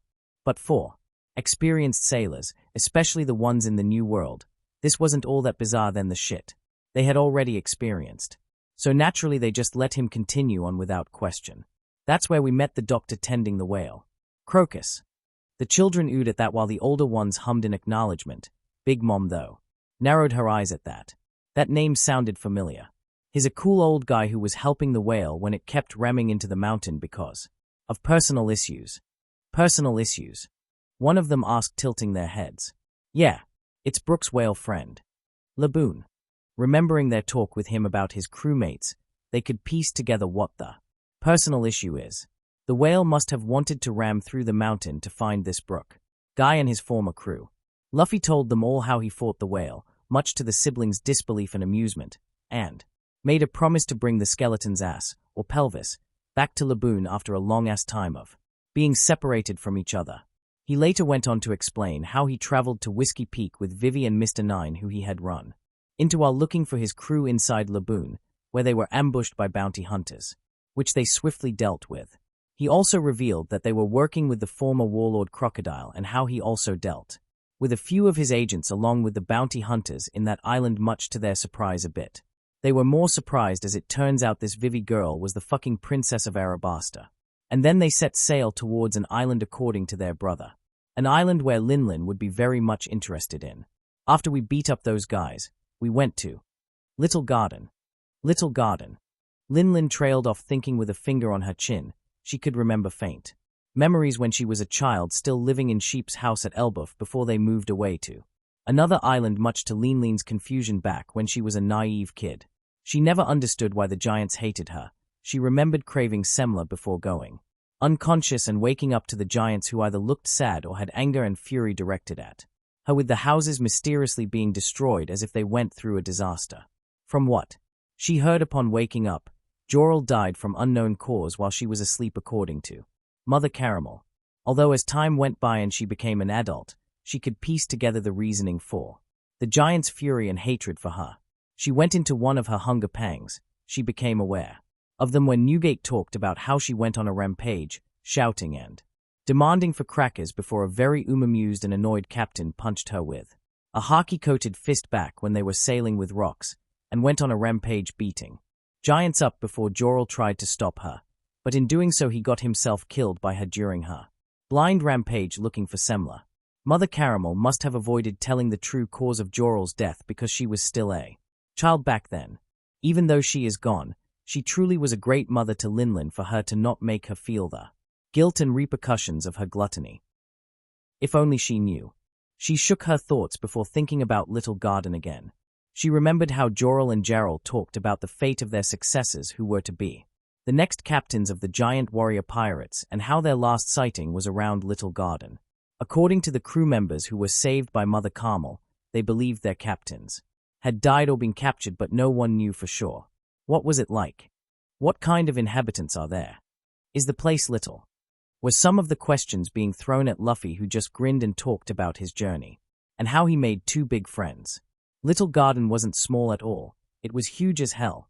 I don't know why they called it Little Garden. Instead of Big Garden though, Luffy said, shrugging while tilting his head. He was expecting it to.